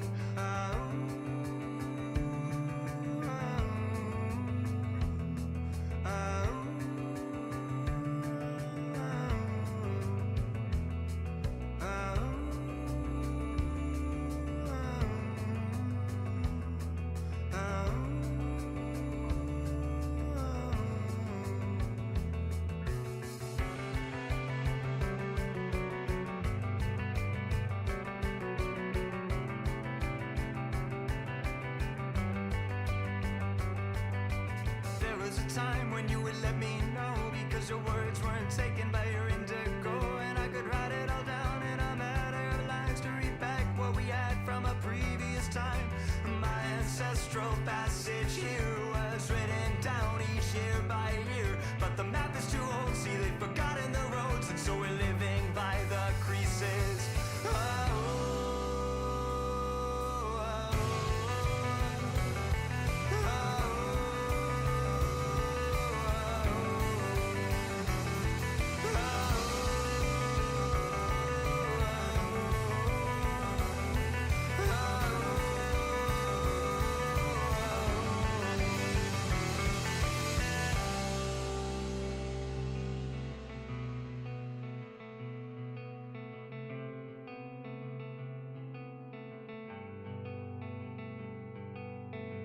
Spots upon this ground, I'd give it up just to burn it down. And if they die, you can blame it on me. I've been setting up gravestones in my hometown. I wish I had been born at sea, then you wouldn't care and you wouldn't know me.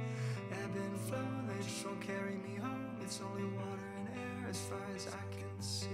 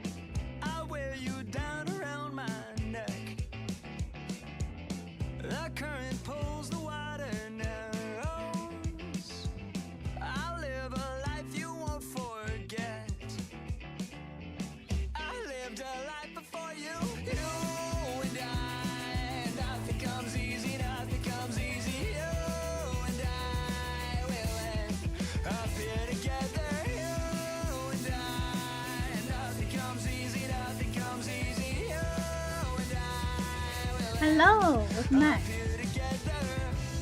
Let's get back to the minute. I'm gonna keep the music player. I'm just gonna turn it down a little bit.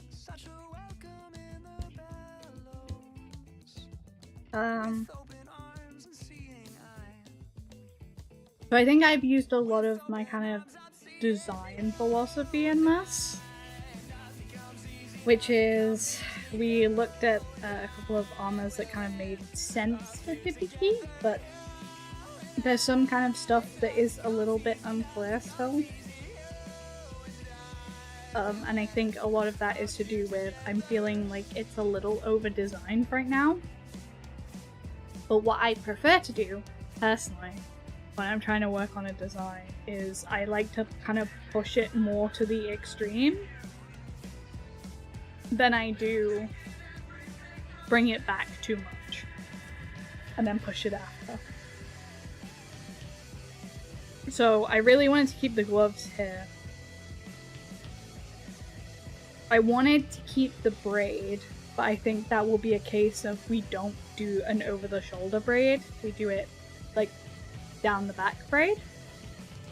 And I think I think we're gonna do 3 hairstyles, which is, one of them's like a low ponytail, one of them's the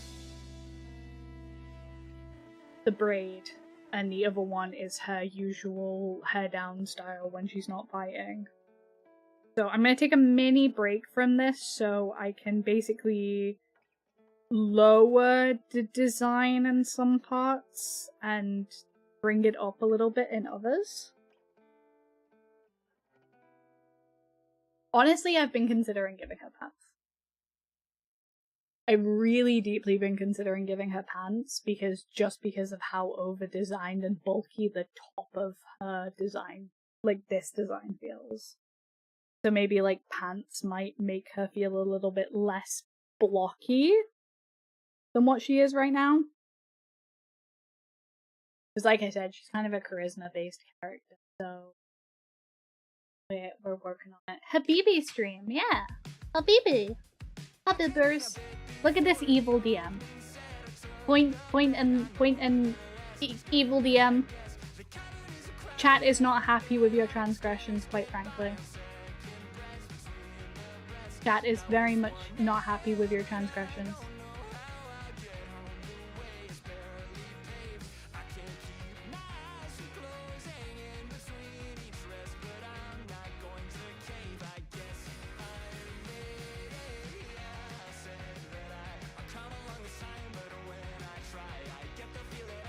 I would like to work on her face.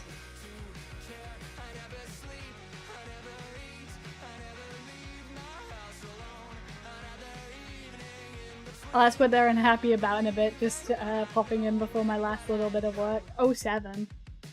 I hope your last section of work is fun. If I may quote Iris, where was it?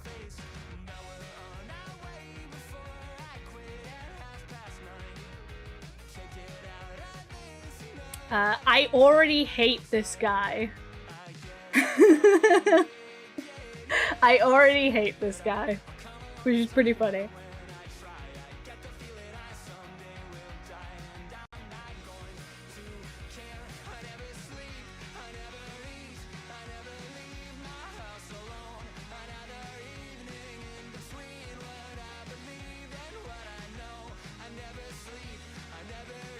And also, in full caps, who was DMing this one, huh? What's up? Hi, Poke! How you doing? Welcome in, welcome in.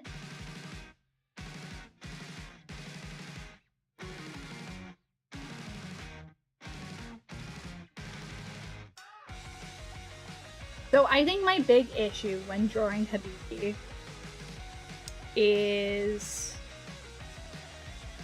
I need to get a grip of what I want her to feel like. And I think the only way I'm gonna do that is, annoyingly, I hate doing this, but I'm gonna look at how some other characters that I think she kind of is a little bit like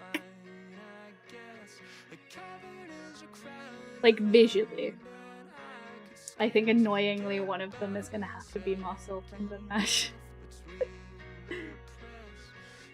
I think Marcel is very much a good character to study for this. Because they look kind of similar.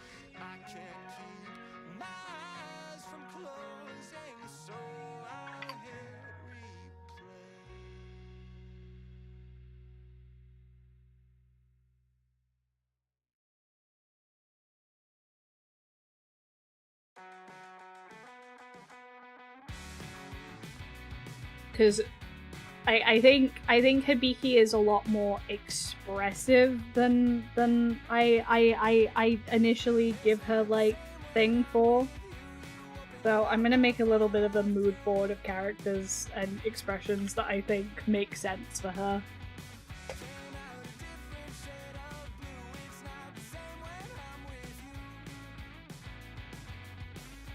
You know what I mean? I think that's gonna help me figure out like facial expressions a little bit more. And I also think you're really okay to use stuff as reference as long as you're open about the fact that you're using it as a reference. You know what I mean? Like stuff like this, it's fine to use as a reference as long as you're very open about the fact that you're using it as a reference and being like, yeah, this is the kind of character archetype I'd like to nail. And like, what about this art style and them being drawn like this really does what you could kind of completes what you want it to complete, you know? What is it about how they're drawn that makes them feel like that kind of character, you know? That's my belief. And I really think it's the wide doe eyes. I really do think it is the wide doe eyes.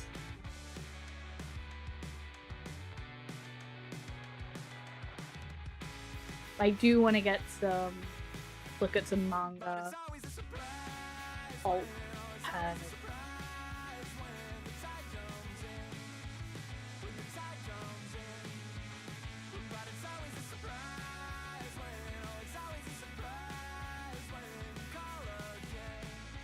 But I do think I should start drawing her a little bit more expressive, because I think that's what's gonna lend itself a little bit nicer to her.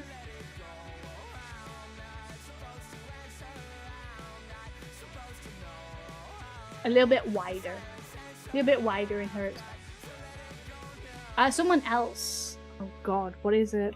Is it Purely Delinquent? I really think the female lead from Purely Delinquent, from the screenshots I've seen from her, is quite expressive as well.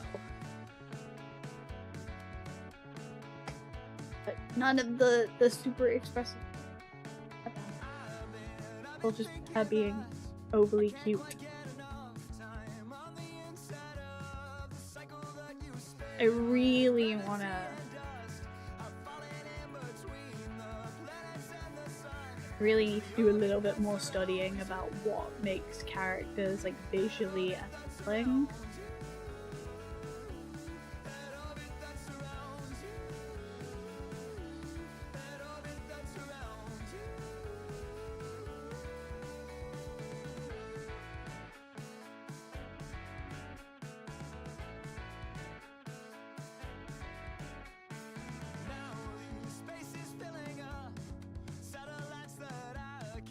But yeah, no, I think the characters who kind of like combust into their expressions are ones that I should really study.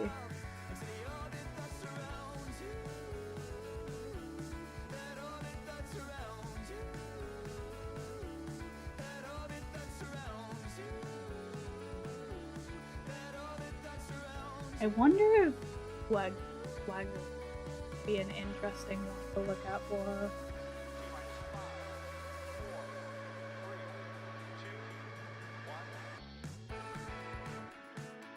I'm just gonna take her out of this one.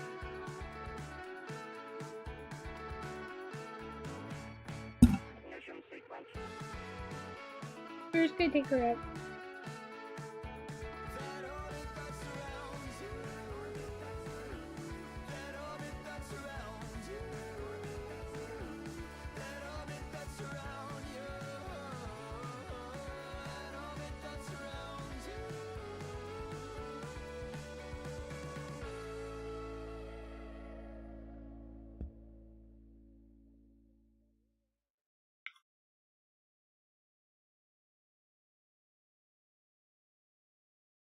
Yes, this is also another character. Maybe look into how. I think I got used to falling asleep in your bed. Oh goodness gracious me, hello? Hi! Hello Raiders! Hi Akira! Hello, hello! Hi, welcome in. Thank you so much for the raid. I really appreciate it. Hi. My name's Hayano. Welcome in. If you need to take a break or rest or anything, but if you can stick around for a bit, if you'd like to. Hi, my name's Hayano. I am a cafe owner who usually does Pokemon shiny hunting. But today we're redesigning one of my OCs. Yep. Thank you so much for the raid. Welcome in everybody. Thank you for trusting me with your community. If you need to do anything for self-care, please prioritize doing that. But thank you so much and welcome in. What were you guys doing today? Right now I'm compiling some characters that I would like to take inspiration from for drawing. I think I'm gonna try and stick to like 3 main characters.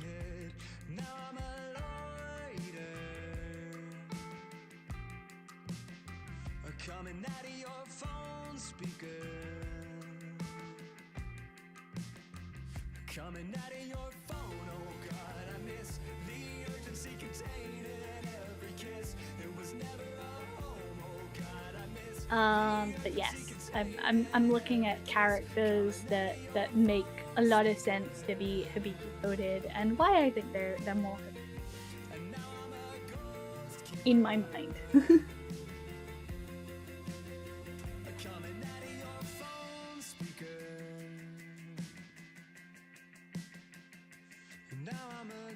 We are redesigning an OC right now, so trying to be aware of that and taking inspiration from other media that I've enjoyed recently.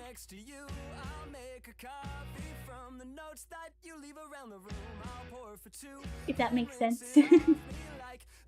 Oh my god, I love Waguri! Yeah! Waguri's great. I think she's very, very Hibiki coded as well.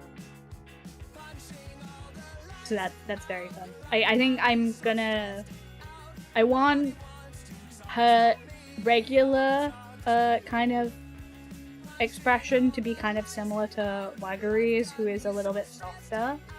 And a little bit like more genuine with her smiles and stuff. But then kind of apply a bit of Marcel's like extremely like pushed reactions to things, and that's why the girl from Delinquent manga that's been trending, I've seen a couple of screenshots of her and she very much reads as Hibiki coded to me as well. I just saw the Midnight Witch today, nothing too crazy. Well, hey, sounds fun, and I'm glad you had a nice time. I'm very glad. But when I'm kind of like making these kind of characters or character observations, I do want her to fit into an archetype visually, and so making sure that she fits into that archetype visually is also that I will take the time to do, and I should take the time to do, because that will probably make me much more likely to draw her as well.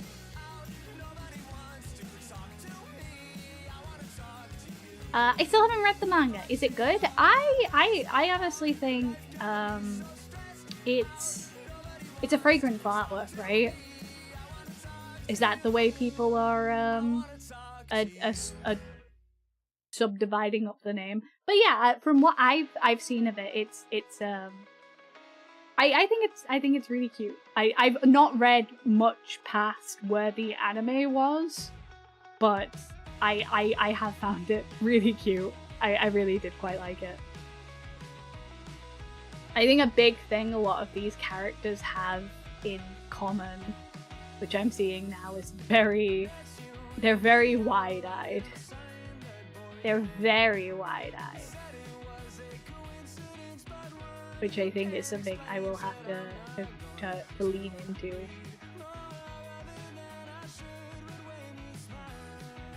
Something I will have to lean in. Very round faces as well. I think Marcella's a little bit closer to where I want to be with like her face shape though.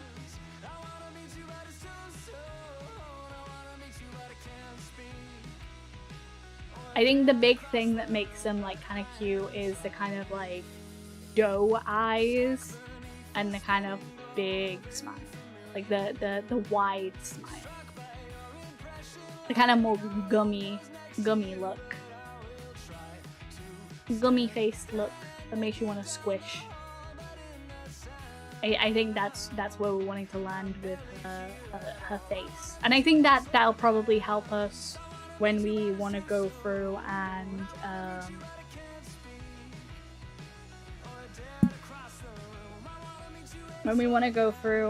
because we've already done a bit of her like costume design, but I think this is a little bit too rigid for now, so I want to come back to this and then redesign it down a little bit so that it's a little bit more restrained.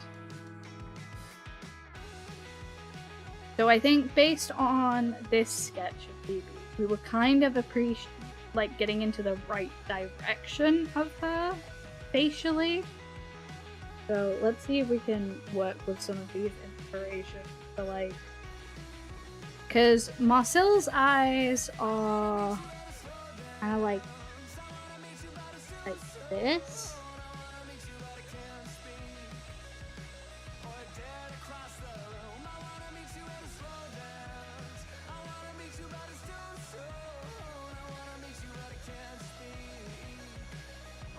Kind of like that, maybe a little bit less wide-eyed, just a little bit less. That. Flaggery. That's a really good question, me. I should probably look at references before I do.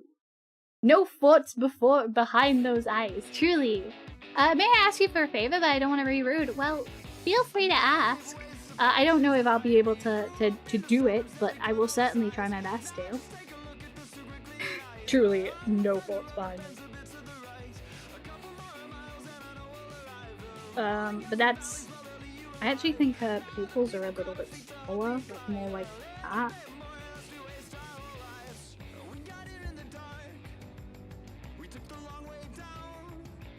That.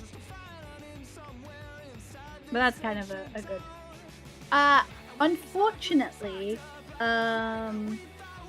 we don't allow links in Twitch chat, but if you let me know what it is, and maybe I can get you set up in the Discord if you're interested.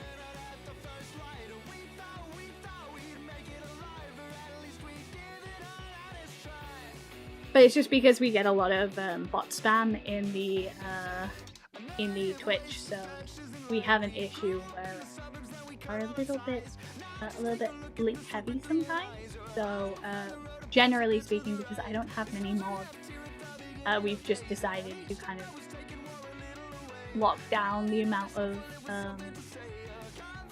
links that are posted in general.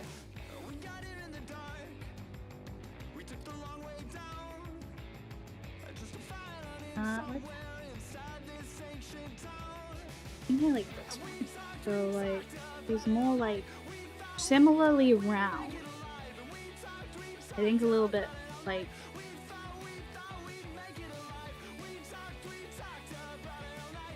this.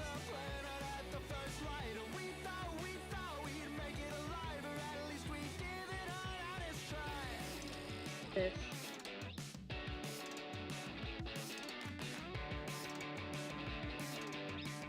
Yeah, something like this.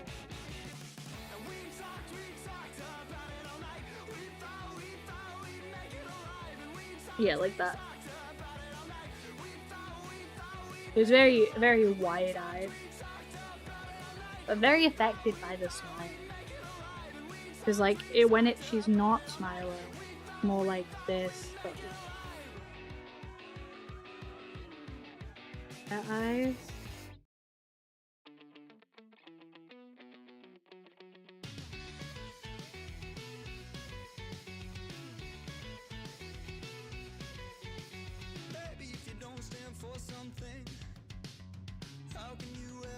Like that. I think her upper lash is a little thicker than most art style.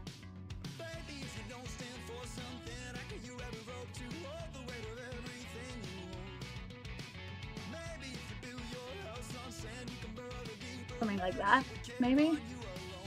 Actually, she also has eyelashes, which is another Marcel doesn't really have in that art style.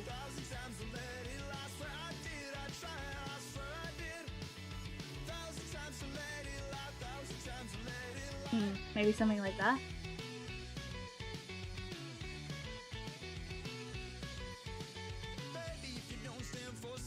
Oh, no problem. If you'd like to, let me place the Discord. But if you have a, let me have a look. If you have an art question, we can.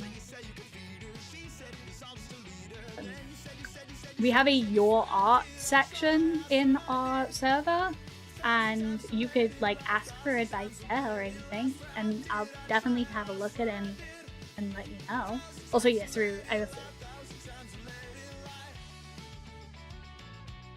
you look like you're about to snooze off into the dreamland, Diana. Nah, I'm just focused in. Unfortunately, when I focus, I do in fact try my tracking isn't the best when I'm drawing, because I'm very focused on getting everything put together.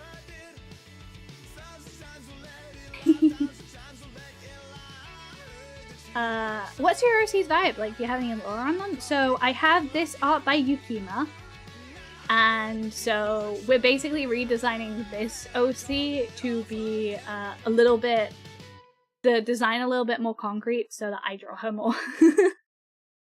Because I've been kind of like, she's had a bit of a metamorphosis in design.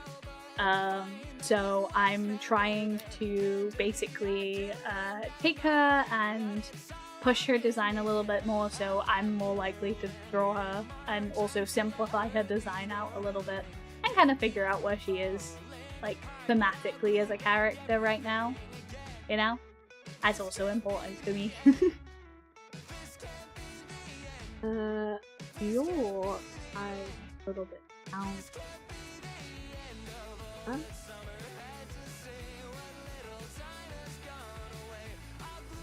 Oh.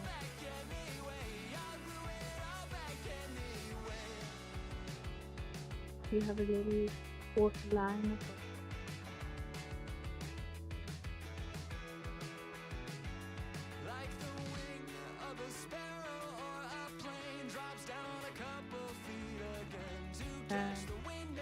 It's kind of similar.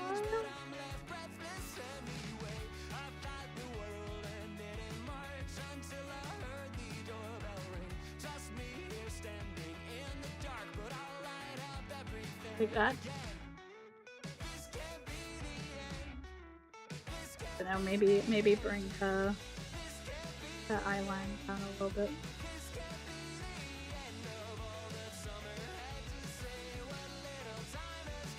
Okay, that's kind of how they're eyes. So a lot of them have this kind of like doe-eyed shape. This. So maybe let's try and go for like a more doe-eyed shape.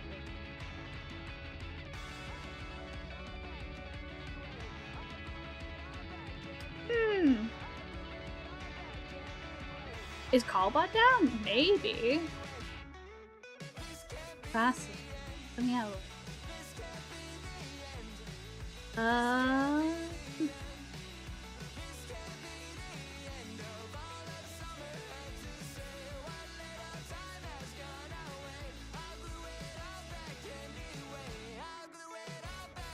Perhaps.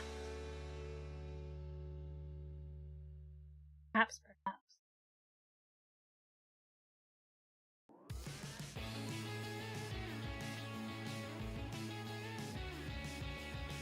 07. It might be Discord that's down, actually. It might be Discord.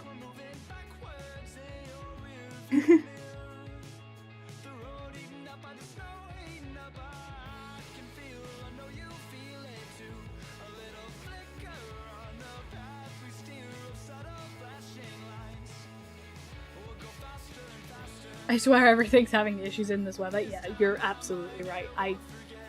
Even I am having issues in this weather. I was so sick last week. Oh my goodness. I was so ill last week.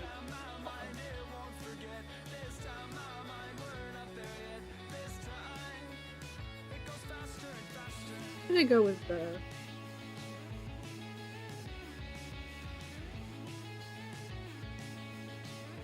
Let's give it a go.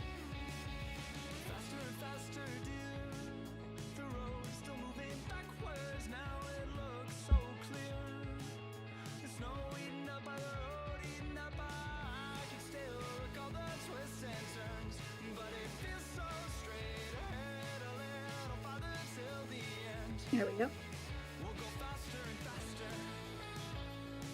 That feels a little flat. Egg.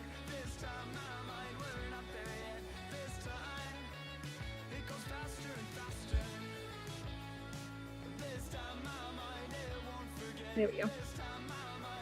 Let's not make it so egg-shaped.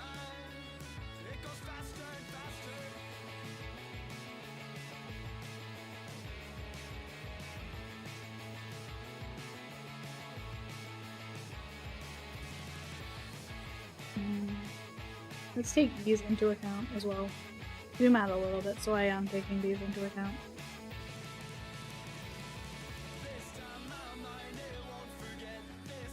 Realign this a little bit. Realign.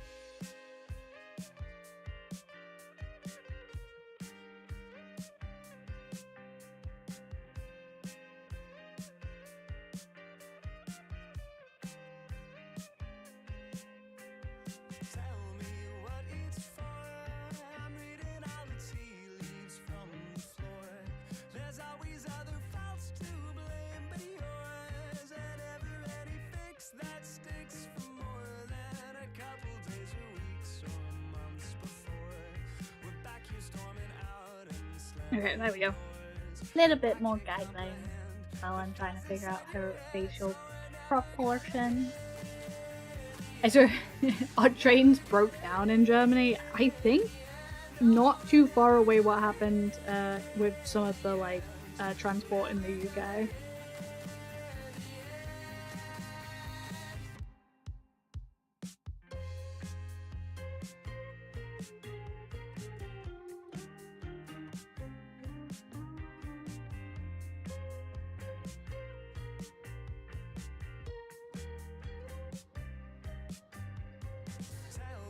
Do it.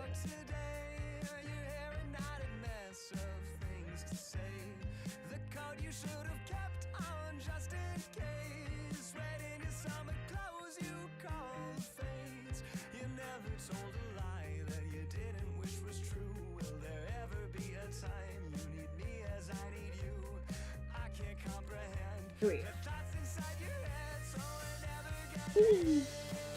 Clean that up a little bit.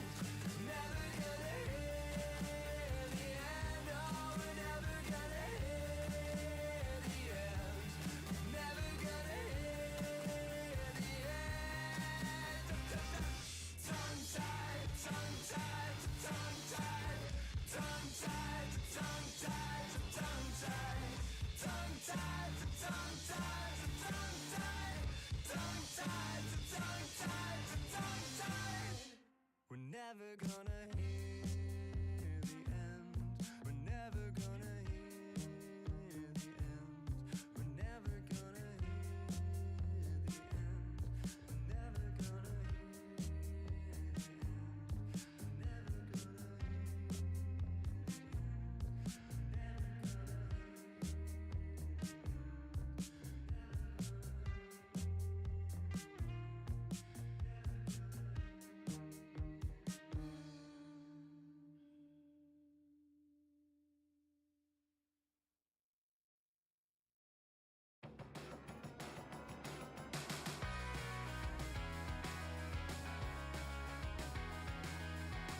There we go. That makes a little. This is a first-rate town, but all you ever notice are the ways it stretched too far. And it has been knocked down, while some of us are still left here between the scars. But when you look around, all you ever notice is you cannot see the stars. This is a first-rate town, you know. You just can't see very far. Still feels kinda too.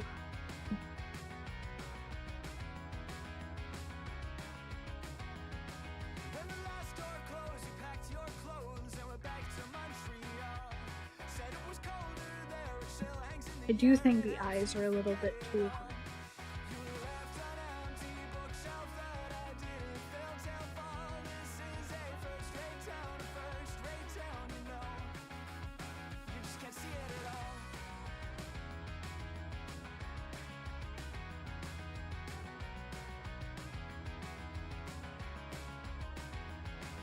So why are the masses upset with the DM? Because you've done terrible things and you've been mean to the characters. They're mainly more upset about the NPCs, I will say.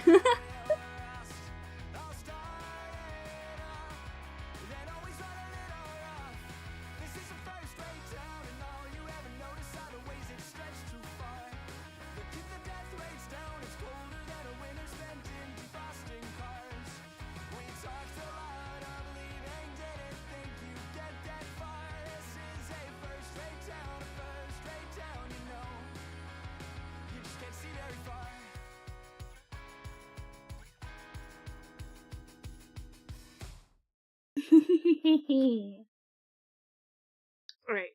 Right.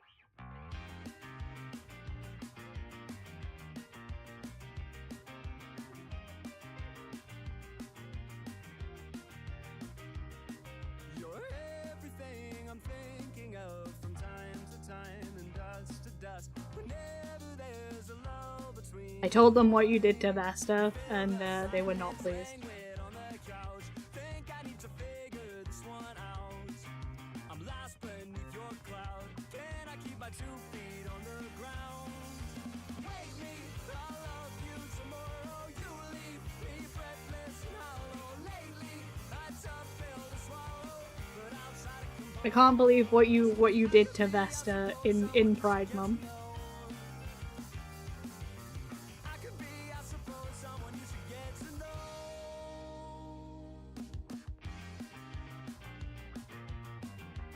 No, I'm joking. He didn't do it to Vesta in Pride Month. He did in Christmas. Arguably worse. I could get lost in pillow dreams, caught in a stitch of what could be. Careful, lifetime's not what it seems. Shake this one off and dance with me. We're dancing through the house. What specifically? I did a lot to her. The amount you did to her. The amount you did to her was the issue. I believe. I might move her up a little bit. I could be, I suppose, someone you should get to know. I could be, I suppose, someone you should get to know. Caroline.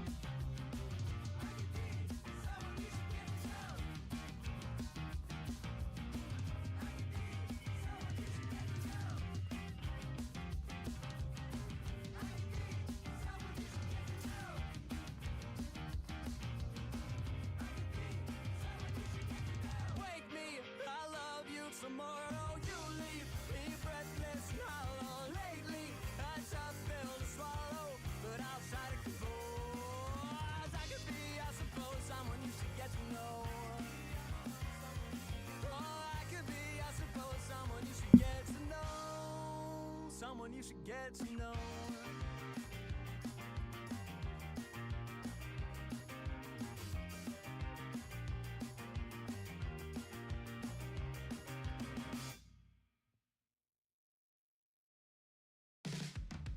Written in the back of my old diary, I gotta break sometime. It's underlined in red, scrawled across the screen beneath the spider ring. I do want to keep this little piece of post in the front of the face, I think. I quite like it.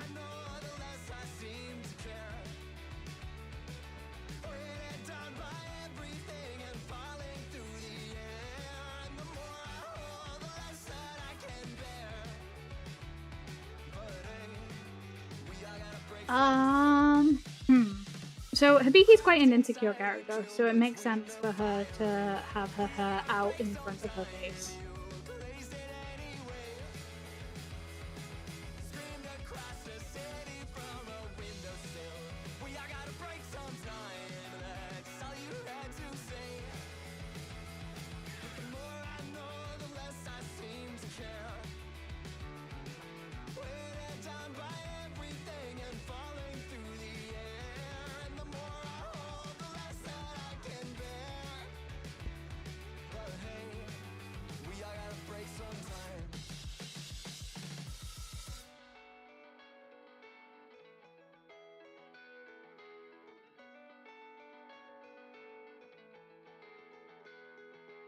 Written in the back of my old diary, we all gotta break sometime. It's underlined and lead. Scroll across the screen beneath the spider ring. We all gotta break sometime. I left it all unread. Cracked inside a kiln between the firing. We all gotta break sometime. You hazed it anyway. Screamed across the city from a windowsill. We all gotta break sometime. That's all you had to say. And the more I know, the less I seem to care. And the more I hold, the less that I can bear. The more I know, the less I seem to care.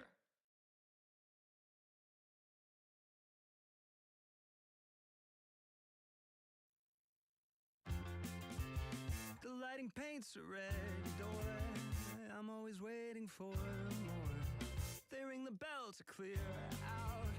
Was hard to That's tell, very so Hibiki, I think, actually. I can't stay. I say Fascinating. and I run away. Wow. Look how much a character study can help you figure out how the hell you want to do a character.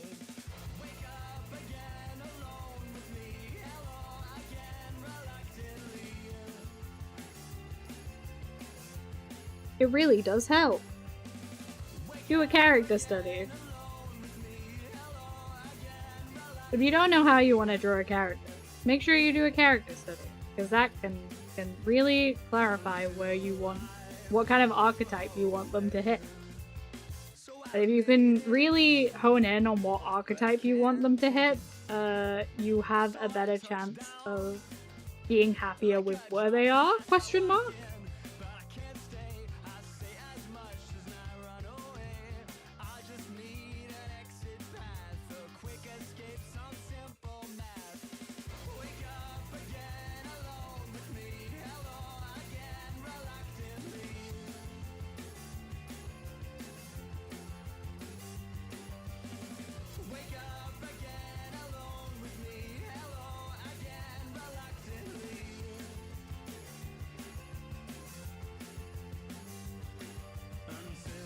There we go.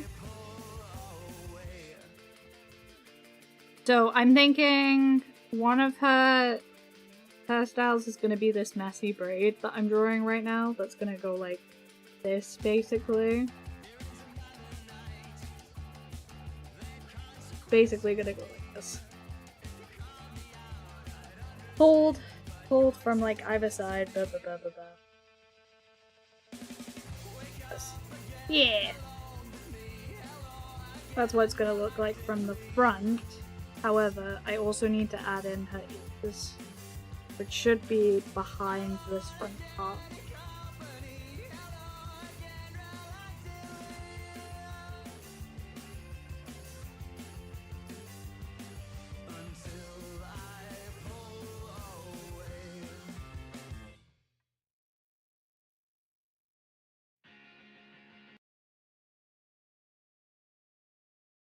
Yes, YouTube, I am still here. Do not worry.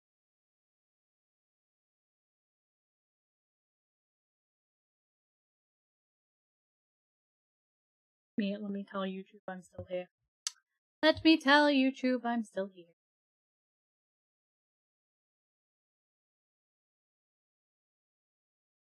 I actually hate where they're placed. God damn it.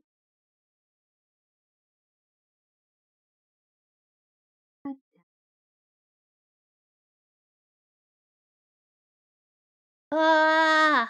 Thinking. Thinking. It's coming to a close. I guess I should know that I'm never gonna see you You again. should probably draw them here. Sells vintage clothes. I guess you should know that it hasn't been the easiest years for a band living in the throes. And then I see a smile between repetitive aisles of flannel shirts. And I thought you would show like a beautiful ghost caught in a saving throw. And I don't even care that it's over. And I don't even care there's a wall that I won't ever look back for answers. And I won't ever look back at all. It's coming to a close. It's coming to Does that make sense? I don't think it does. to a I guess Ugh, I don't think that makes sense. every phase the words remain as shown in the summer snow. Well, it hasn't been the easiest years in a life that hasn't let you go. And then I see a smile. Something like that? Is that too tall? That might be too tall for Wolfers.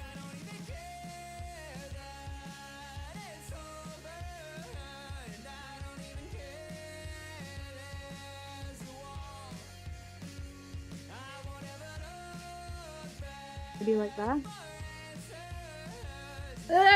I need to look at Wolfers, I think.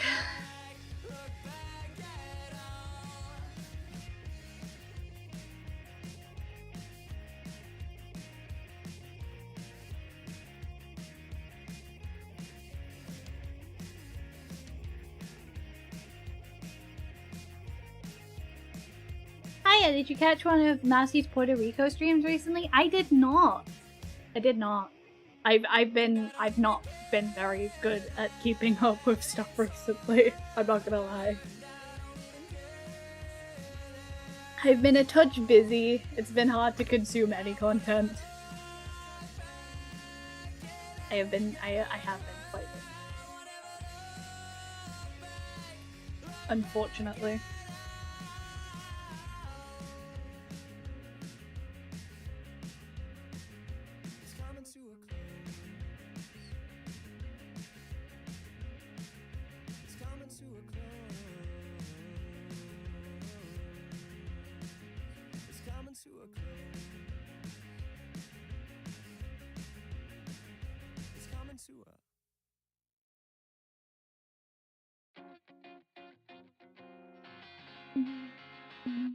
Don't you notice how I get quiet when there's no one else around? Me and you in awkward silence. Don't you dare look at me that way.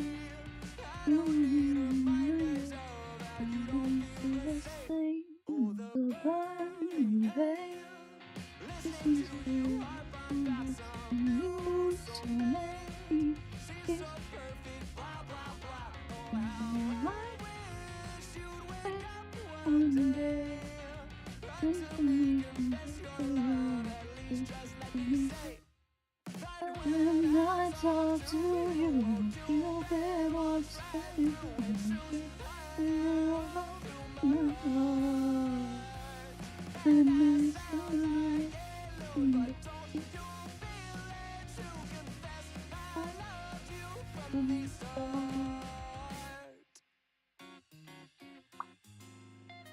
I can't find references. I am struggling to find references. God damn it.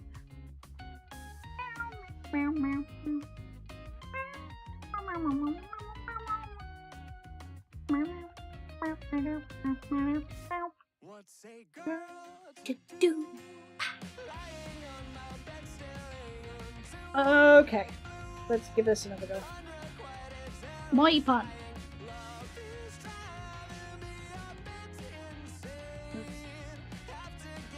See.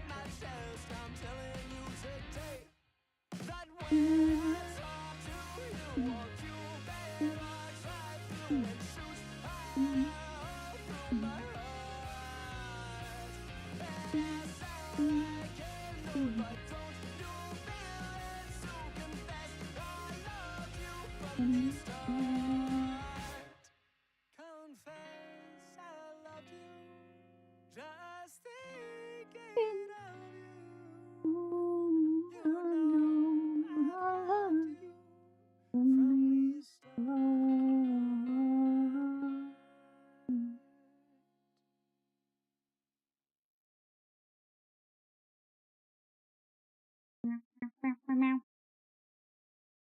Can we hang out sometime? I'm living 2 feet behind my eyes, and everything that I have tried, a million ways to stay the same, but I've got an axe to grind, a voice I have yet to find, songs I cannot transcribe, and I can't really play and stay in time. Whatever I do, I fall behind, but now we're a crew of 4 or 5, and when the whole room and world unwinds, I know we'll be fine. And nothing's gonna change, nothing stays the same. Change the lemonade until we all are going gray. Nothing's gonna change, change the lemonade and green tea. Oh well, it may never go our way. Oh well, it's nothing that we can't face. Oh well, it's never too late.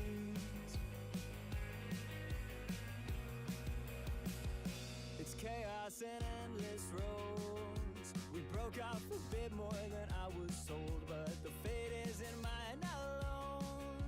A million ways to change your tones. Now we've got enough new chords and lyrics we can't afford.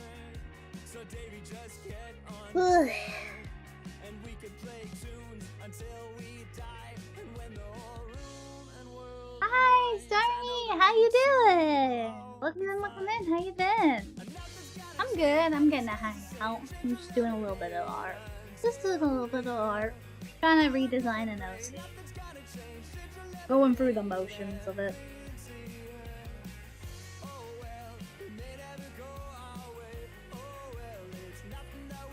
Thank you! Thank you so much for the follow, Lilith Sailing. Welcome in. I hope you're having a wonderful day.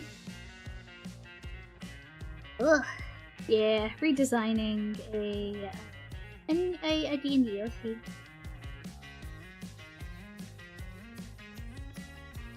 I have not been very good with drawing her, so I'm trying to be a little better at drawing her by drawing her. It's more of a diagnostic kind of thing where I'm like, okay, here's things I don't think suit her about her current design. So let's fix those, and then maybe if I fix those, I will be more likely to draw her.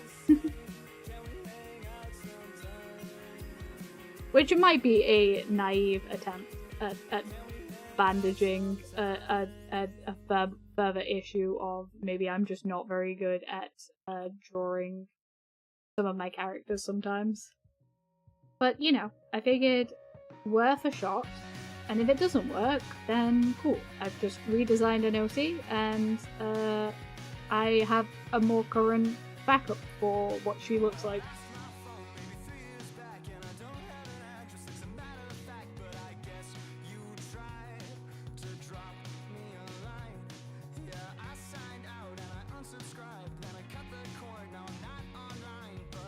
At least that's the attempt. He's so cute, thank you! I love the beavers. I do love the beavers. She's so cute. She's a baby.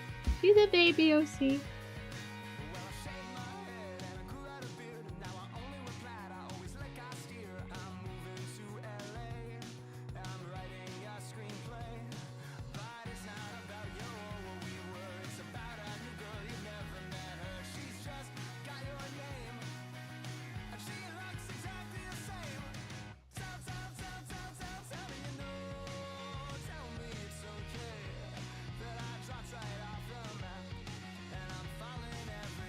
But hey everyone, we have ads in about 5 minutes. And I take a break for the ads, so you guys don't miss any content. And that means you don't have to subscribe or anything. You can just hang out, and it's completely free content. So you don't miss anything while I'm because I'm stretching too and taking a break. And if I need any medication, I take it then. Or if I need some water or anything else, just lets me continue to look after myself, and it lets you guys. Temu is not a supplement for therapy. Temu is not a supplement for therapy. You're very right, Lilith. Hello. Hi.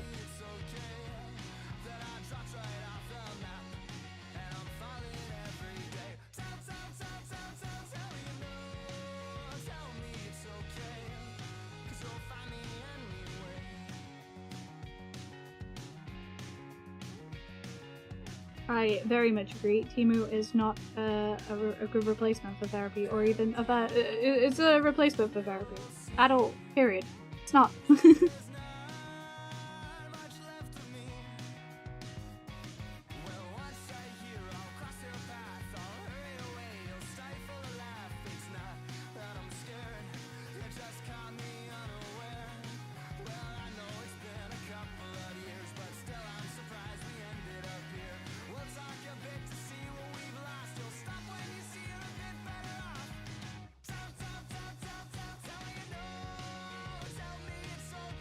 Cute.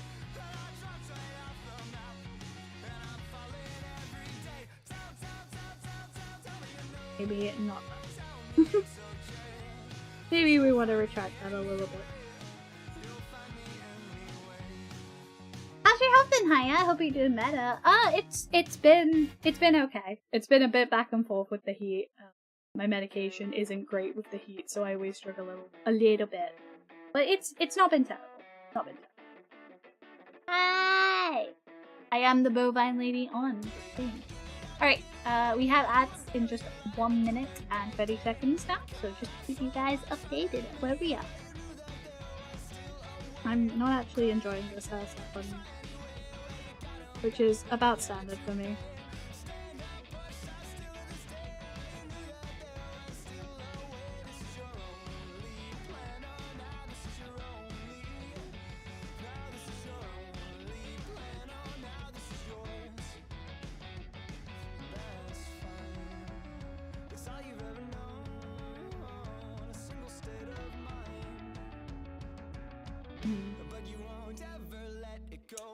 I have to give it some thought. I have to give it some thought. Oh. I hope it cools down soon. Yeah, it's been a bit cooler this week, so I've been able to stream a little bit more, thankfully. I want this to come.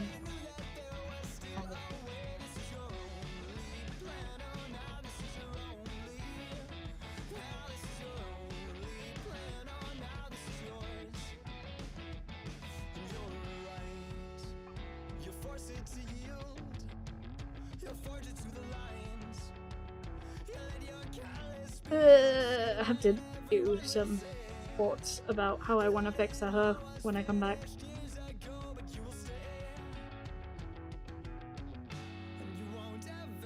Alright, we'll see.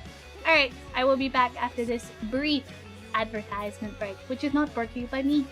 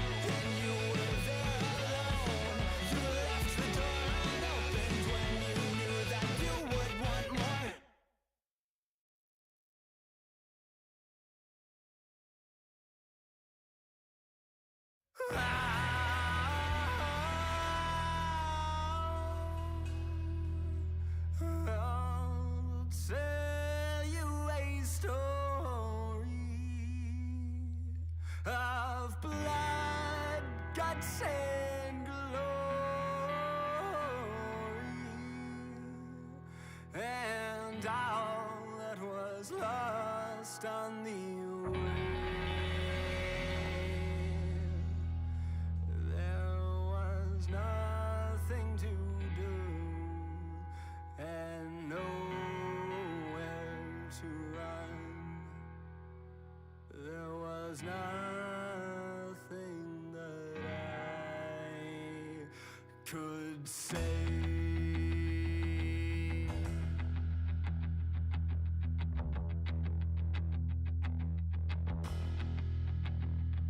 The dust in my eyes enough to tell me what to do. And the bullet you left in my thigh, well, I'm giving it back to you.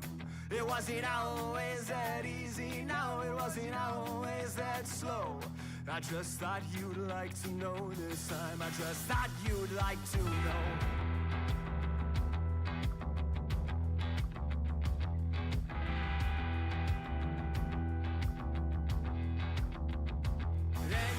Tell your mother what you did to me that day. Or when she asked you where you found success, did you simply turn away? I'm coming for you now, and I'm coming for her too. When you're in the ground, well, maybe I'll be done with you. It wasn't always that easy, no, it wasn't always that slow. And when the gun was cocked and when the bullet was set, well, there was nowhere left to go. It wasn't always that easy, no, it wasn't always that slow. I just thought you'd like to know this time, I just thought you'd like to know.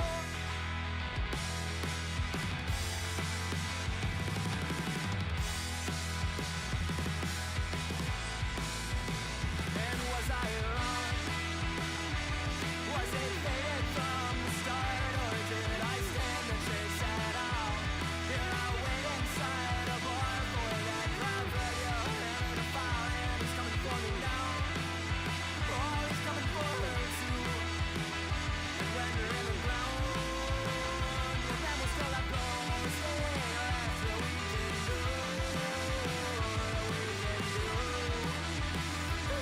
we can do.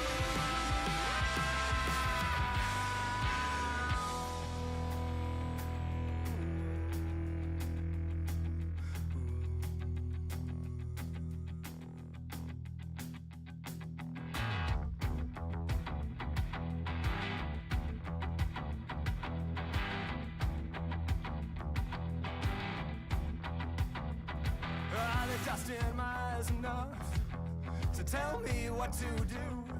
And the bullet you left in my thigh, well, I'm giving it back to you. It wasn't always that easy, no, it wasn't always that slow. I just thought you'd like to know this time, I just thought you'd like to know.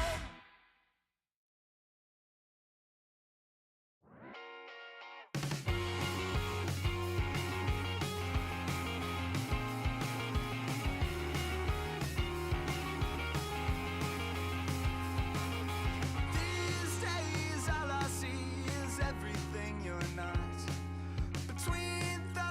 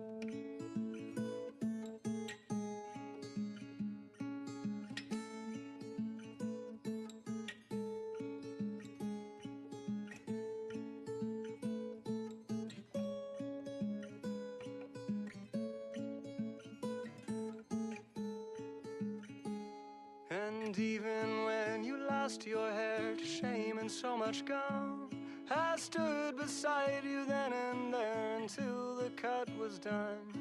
And even when I lost myself in all of those tall trees, you took me down, you held me up, you patched my bloody knees.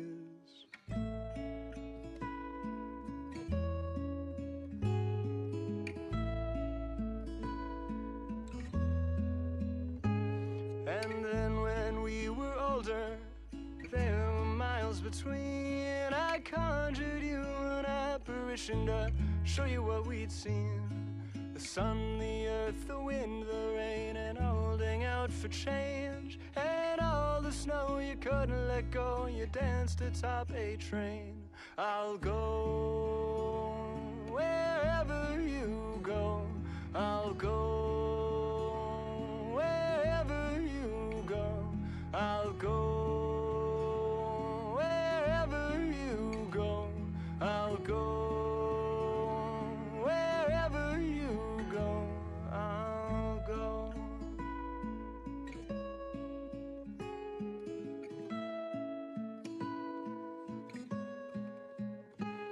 I'll go wherever you go. I'll go wherever you go. I'll go wherever you go. I'll go wherever you. Madeline, who lost the earth, made it out by noon.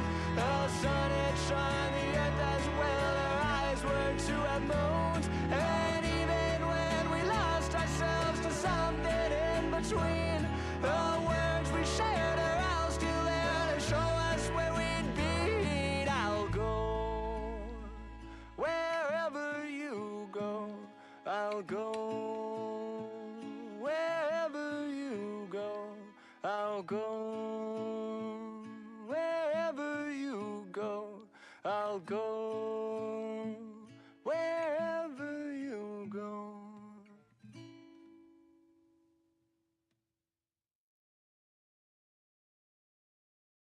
Sorry, baby, I just don't know the words or how to conjugate them. Was it really past tense I heard, or was it present perfect? Maybe we could forget the time you faced that friend without me. Maybe we could go back to mine, pretend it never happened. Oh, when the rally's out of time and you say it will be fine, well, I just can't find the lines. Oh, I hope I know what to say when you throw it all away.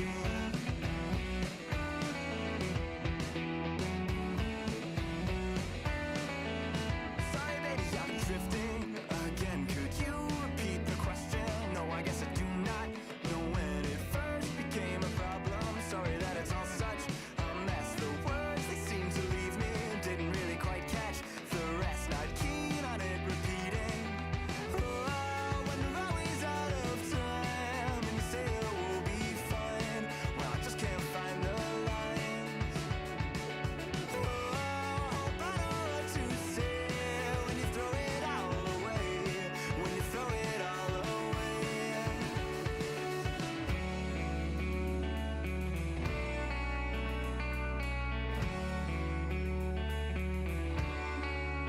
Sorry, baby, I just don't know the words.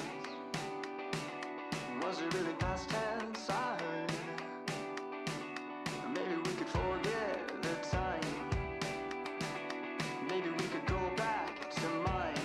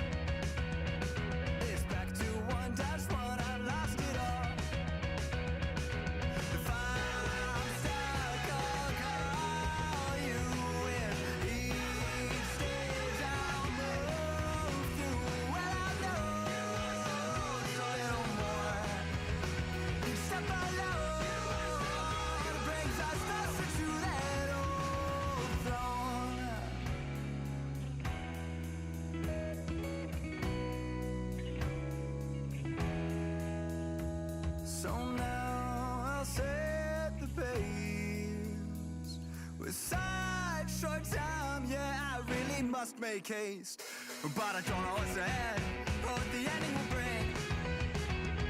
I just need to take a minute and then try again to take out the king. If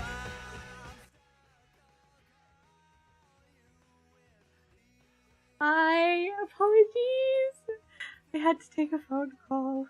Oh no. Oh no, I had to take a phone. Oh my god, and my model's not even connected or anything because we're disastering. We're disastering. We're disastering. I had to take a phone call. Oh my god, family things. Am I right, guys? Am I right, Am I right, fellas?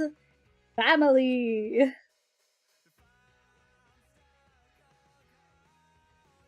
Okay. I thought about it. I don't really like this hairstyle. I mean, I like it for Hibiki. However, I don't like drawing it. I don't understand how it works. It doesn't make sense to me. And I think that's why I'm not drawing Hibiki. Because her hair doesn't make any goddamn sense to me. So we have to work on it. I have to do work on it to make sure it's something that I want to draw her having. This is hard. I think it's the ears that are like really fecking me up.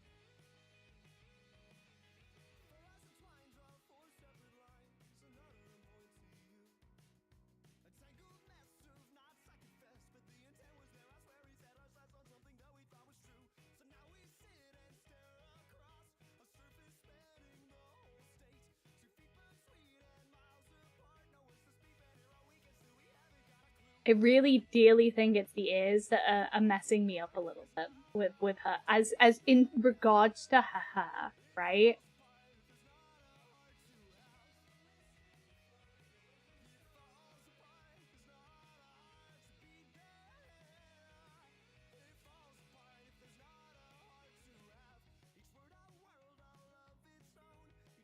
Because I want her to have kind of fluffy hair, but I don't want it to not make sense with, I think. Maybe. Maybe that's the issue?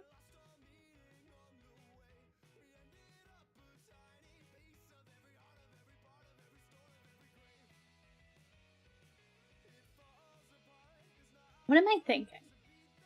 Let's boil down what I think.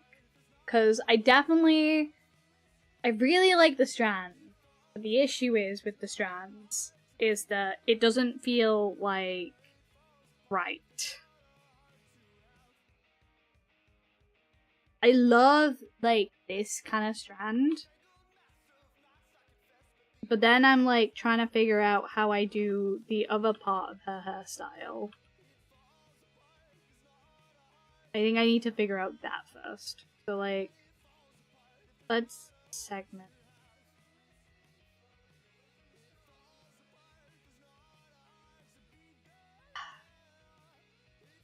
What if I just give her like a widow's peak?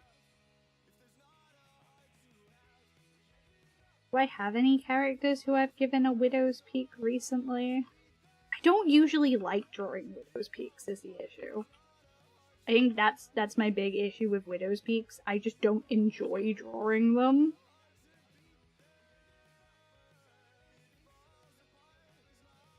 And I guess we could like have this bit be super long. Like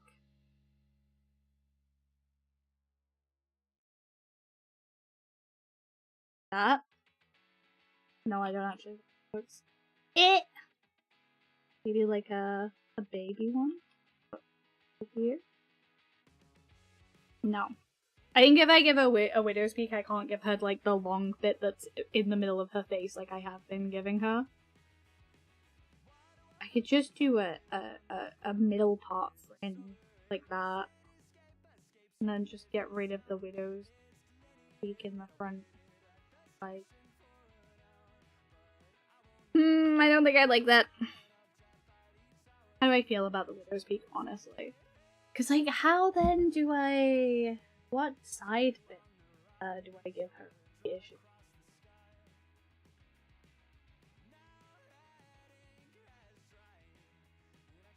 I guess I'd have to go like long side bits, which I don't mind doing for her, but I'm not fond over it. I'm not sold. I'm not sold. I really do like this. So let's try and work around keeping this viable, you know?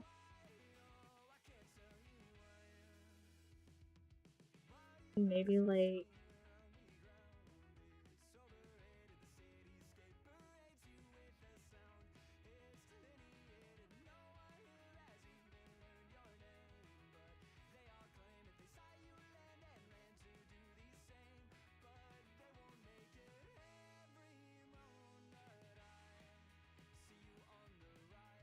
like that, maybe? No. No, I don't like that.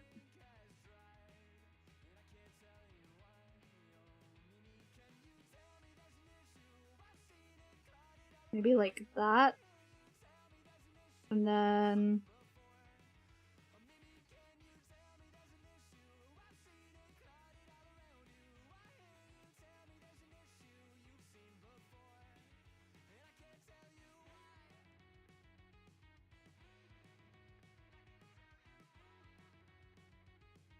don't think I like it curling in. So I'm just gonna bring it.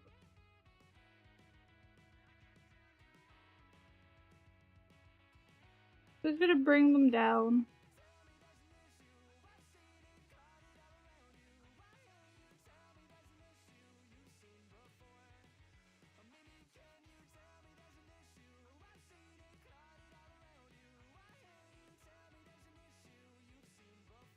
I think she loses her floof then.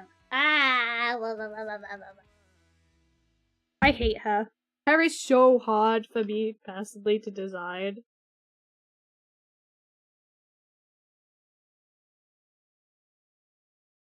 Okay, let's keep this. Like, give this a bit of a wiggle.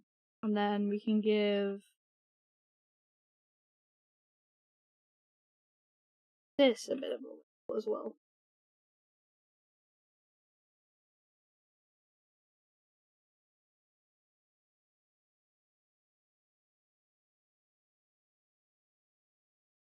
There we go.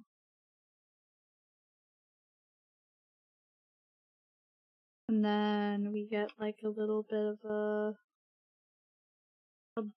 bump from here, rather than like a...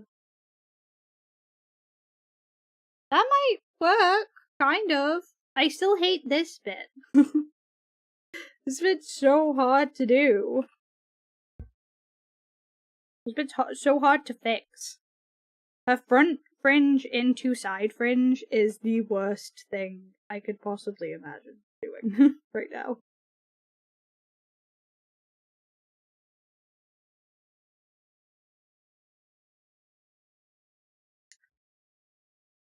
I don't know. I'm thinking. You're not, by the way. Thank you, Dead Potato King. Welcome in, welcome in. Oh, man. I don't know. I don't know.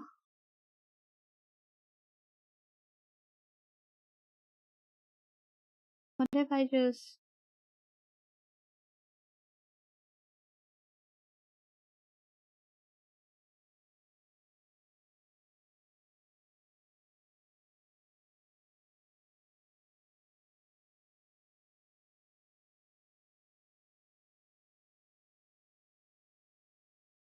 That looks terrible. I can't figure out how to make this front part work.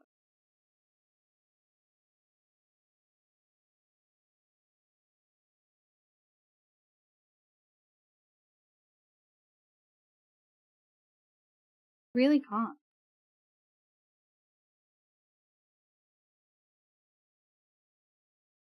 Maybe she just needs that front bit taken out. Yeah, maybe she just needs that front bit taken out, to be honest with you.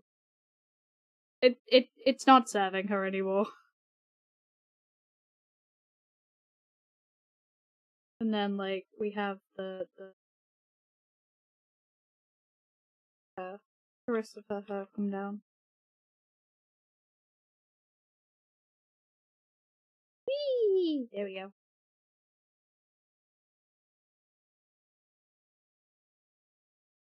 I was so desperate to keep it. At least I still got her. Oh, Ahoge.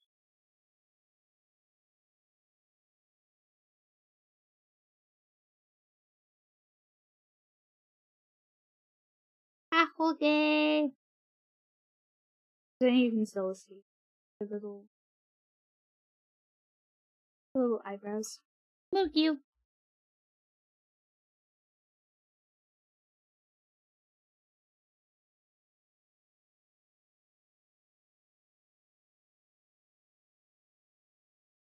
Cute. She's very round now. I don't know if I like that, but you know, we'll stick with it until I figure out what I want to do with it. I'm thinking maybe clean up this side and clean up. I hate drawing her. I think it is my most despised thing to draw, and I don't even know why. It's so a non-issue, but it's like such an issue, you know? Like I really just dislike drawing her.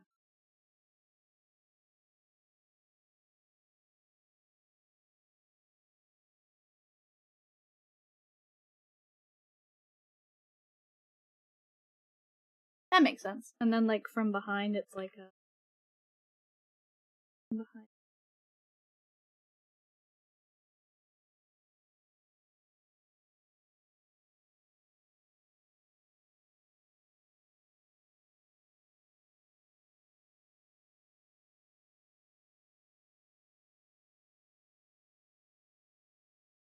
From behind it would be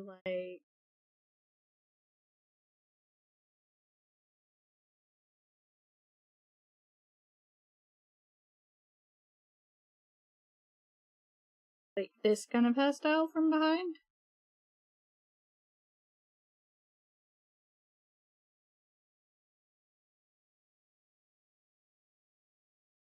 Which I think that's kind of cute. Maybe we could add a little bit of curliness back to it.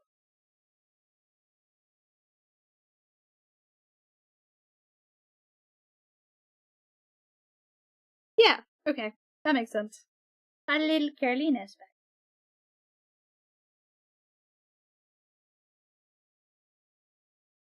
Okay, I don't hate that. And then we can also have the other hairstyle being I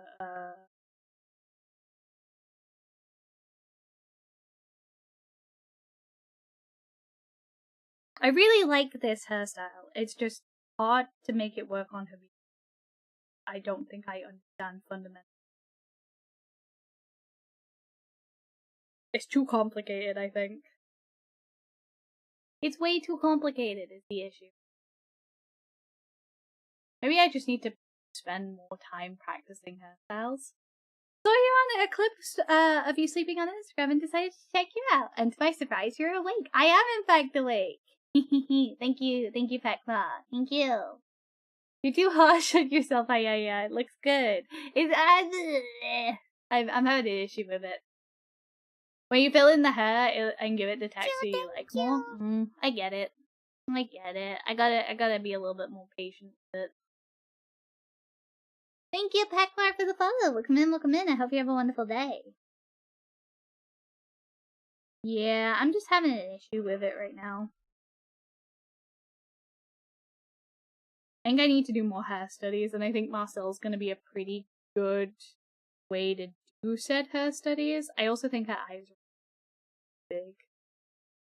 I know we were looking at Wagery, but I still think her eyes are a little bit too big. So we'll do some thinking about that. Cute, I like that kind of braid. I do. I like the fishtail braid. I also want to give her like one of the kind of big chunky braids as well. because that's what she's got down in the Underdark right now.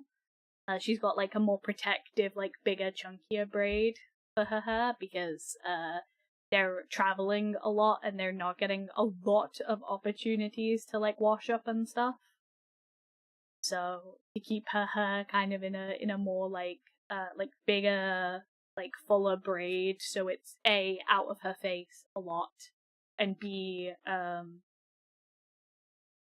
little bit more, how do I put this? Thinking a little bit more like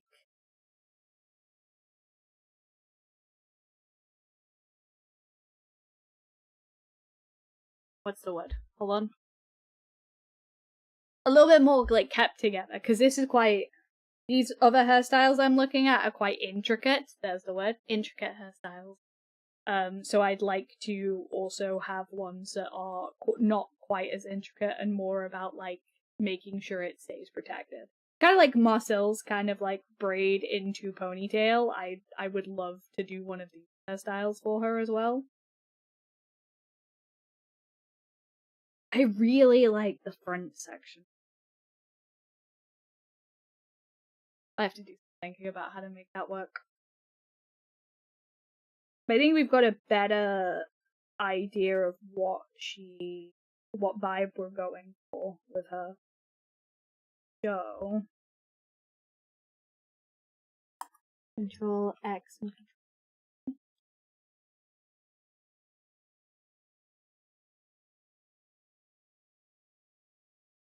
Control. There you go. And then I'm gonna bring up the costume.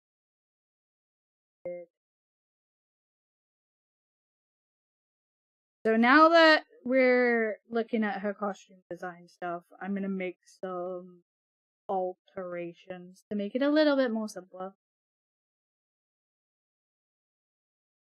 I think the first thing I want to do is maybe try her with like a pants instead.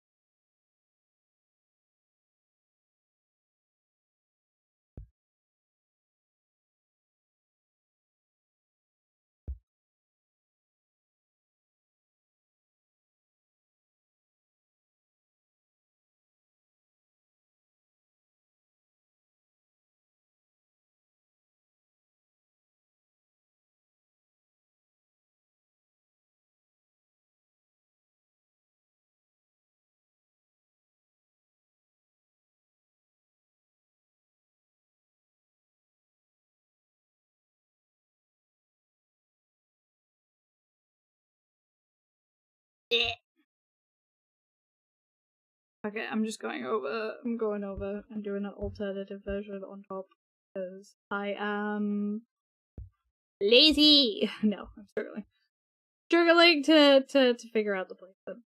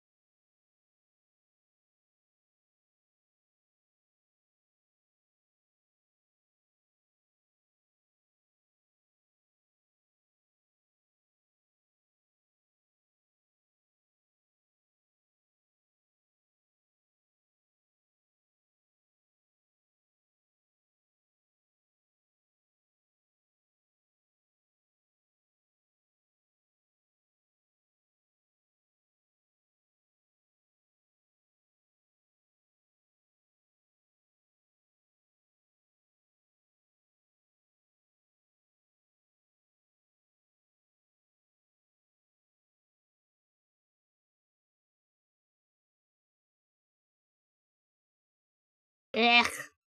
Okay. We're having a bit of a time with anatomy.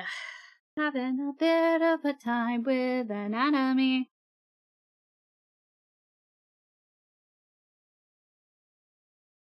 It's 'cause I'm not using reference. Probably should be. That's fine. Fix it later. Doesn't have to be perfect. It has to be a little bit.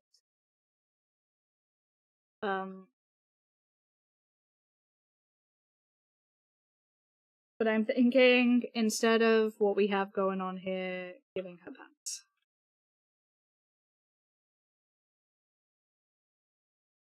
Doing the boots, the tall boot.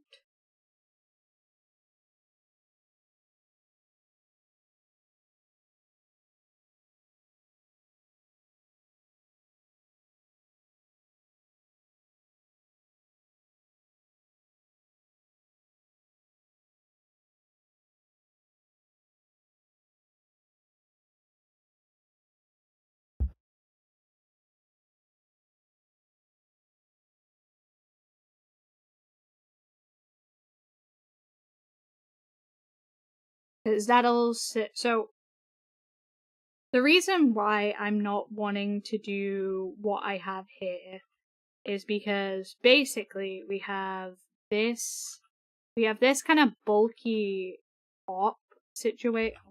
Let me get a highlight. Let me explain this with a highlighter. The reason why I'm avoiding this is because we have a kind of bricky top, very like bulky, and then it just gets bulked out more with this kind of battle silhouette, which is fair, but the issue is she's not very strength based. So I'm wondering if I do like a bulkier top with a smaller bottom, if it'll give her a more like, I could actually, nope. Okay, we're at that point in the day where my hand is not listening to me anymore, which is fun.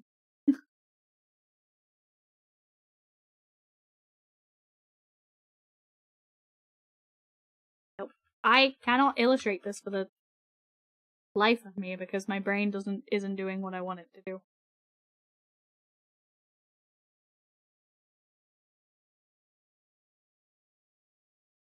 TLDR, big chunk and then big chunk makes a very strong silhouette.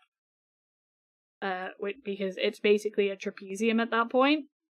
An elongated, like, rectangle of build. Like that. And I think that's a very, like, that's a wall build, you know? That's the kind of person you want to stick behind. Which she is a frontliner, but the very point of her being a frontliner is that she's kind of fragile in comparison, because she is a paladin and her main stat is charisma.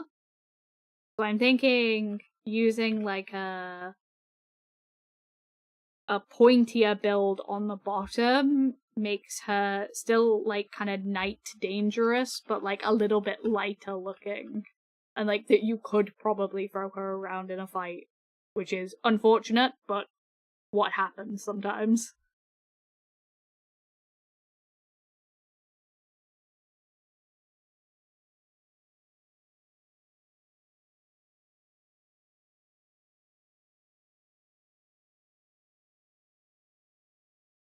You feel me? I don't know. I think her skirt is also kind of has been a lot of her character for a while, so that's another issue. Maybe we just do a scenario like a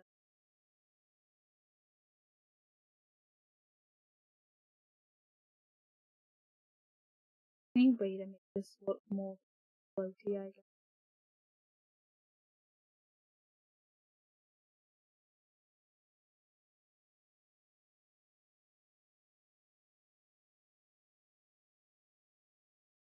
Guess that's always an option. Just make the skirt a little bit thinner at the top, and I don't really want to make it thinner at the top though, because she's got a little bit of like hip to her, you know what I mean? I'd say she like does not, this thin waist line thing isn't really her. It is why I'm struggling a little bit. Costume design is hard. Hi, Melissa! Thank you so much for popping in, though. I really appreciate it. We're having a good stream. I'm just thinking with my mind. With my mind. Thinking with my mind.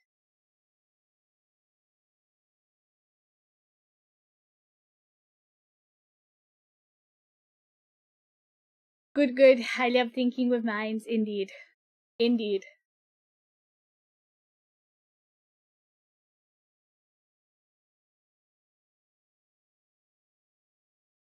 What makes this cat look less bulky? She usually does like these big jumpers. I think it is just a smaller waist, right? Which kind of sucks. Oh, maybe. Or maybe we could do a... Because the way she's kind of getting away with it is... That and then bar?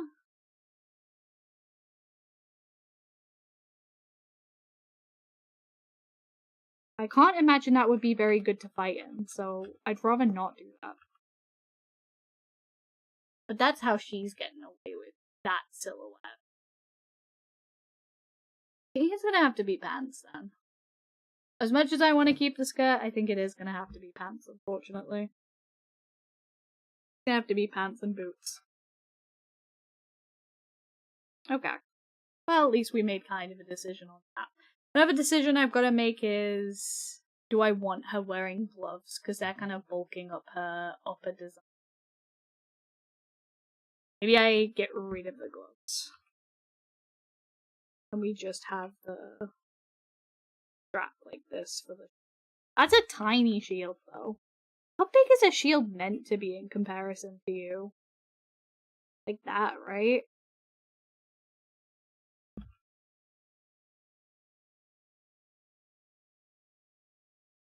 Is that too big for a D&D shield? Or is that too small for a D? I don't think that's too small. Is it too big, though?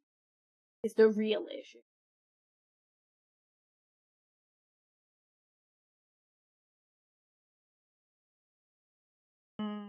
That's a question. Bye, Melissa! Thank you for popping in. I really appreciate it. I need to ask my DM some questions.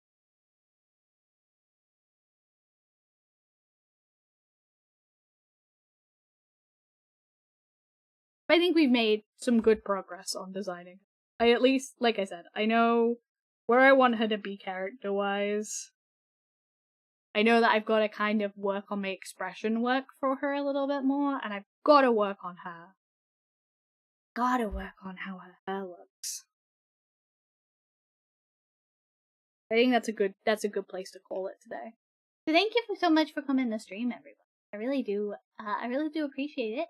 Thank you, Akira, for the raid, and thank you to Pekma, thank you to Lilith, thank you to FDFH3, and thank you to Coco SV for the follows. I really do appreciate it. I hope you had a wonderful time.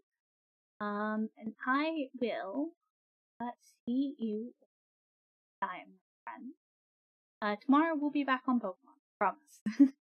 just needed to get my brain out the way for this. Needed to get this out of my brain canal.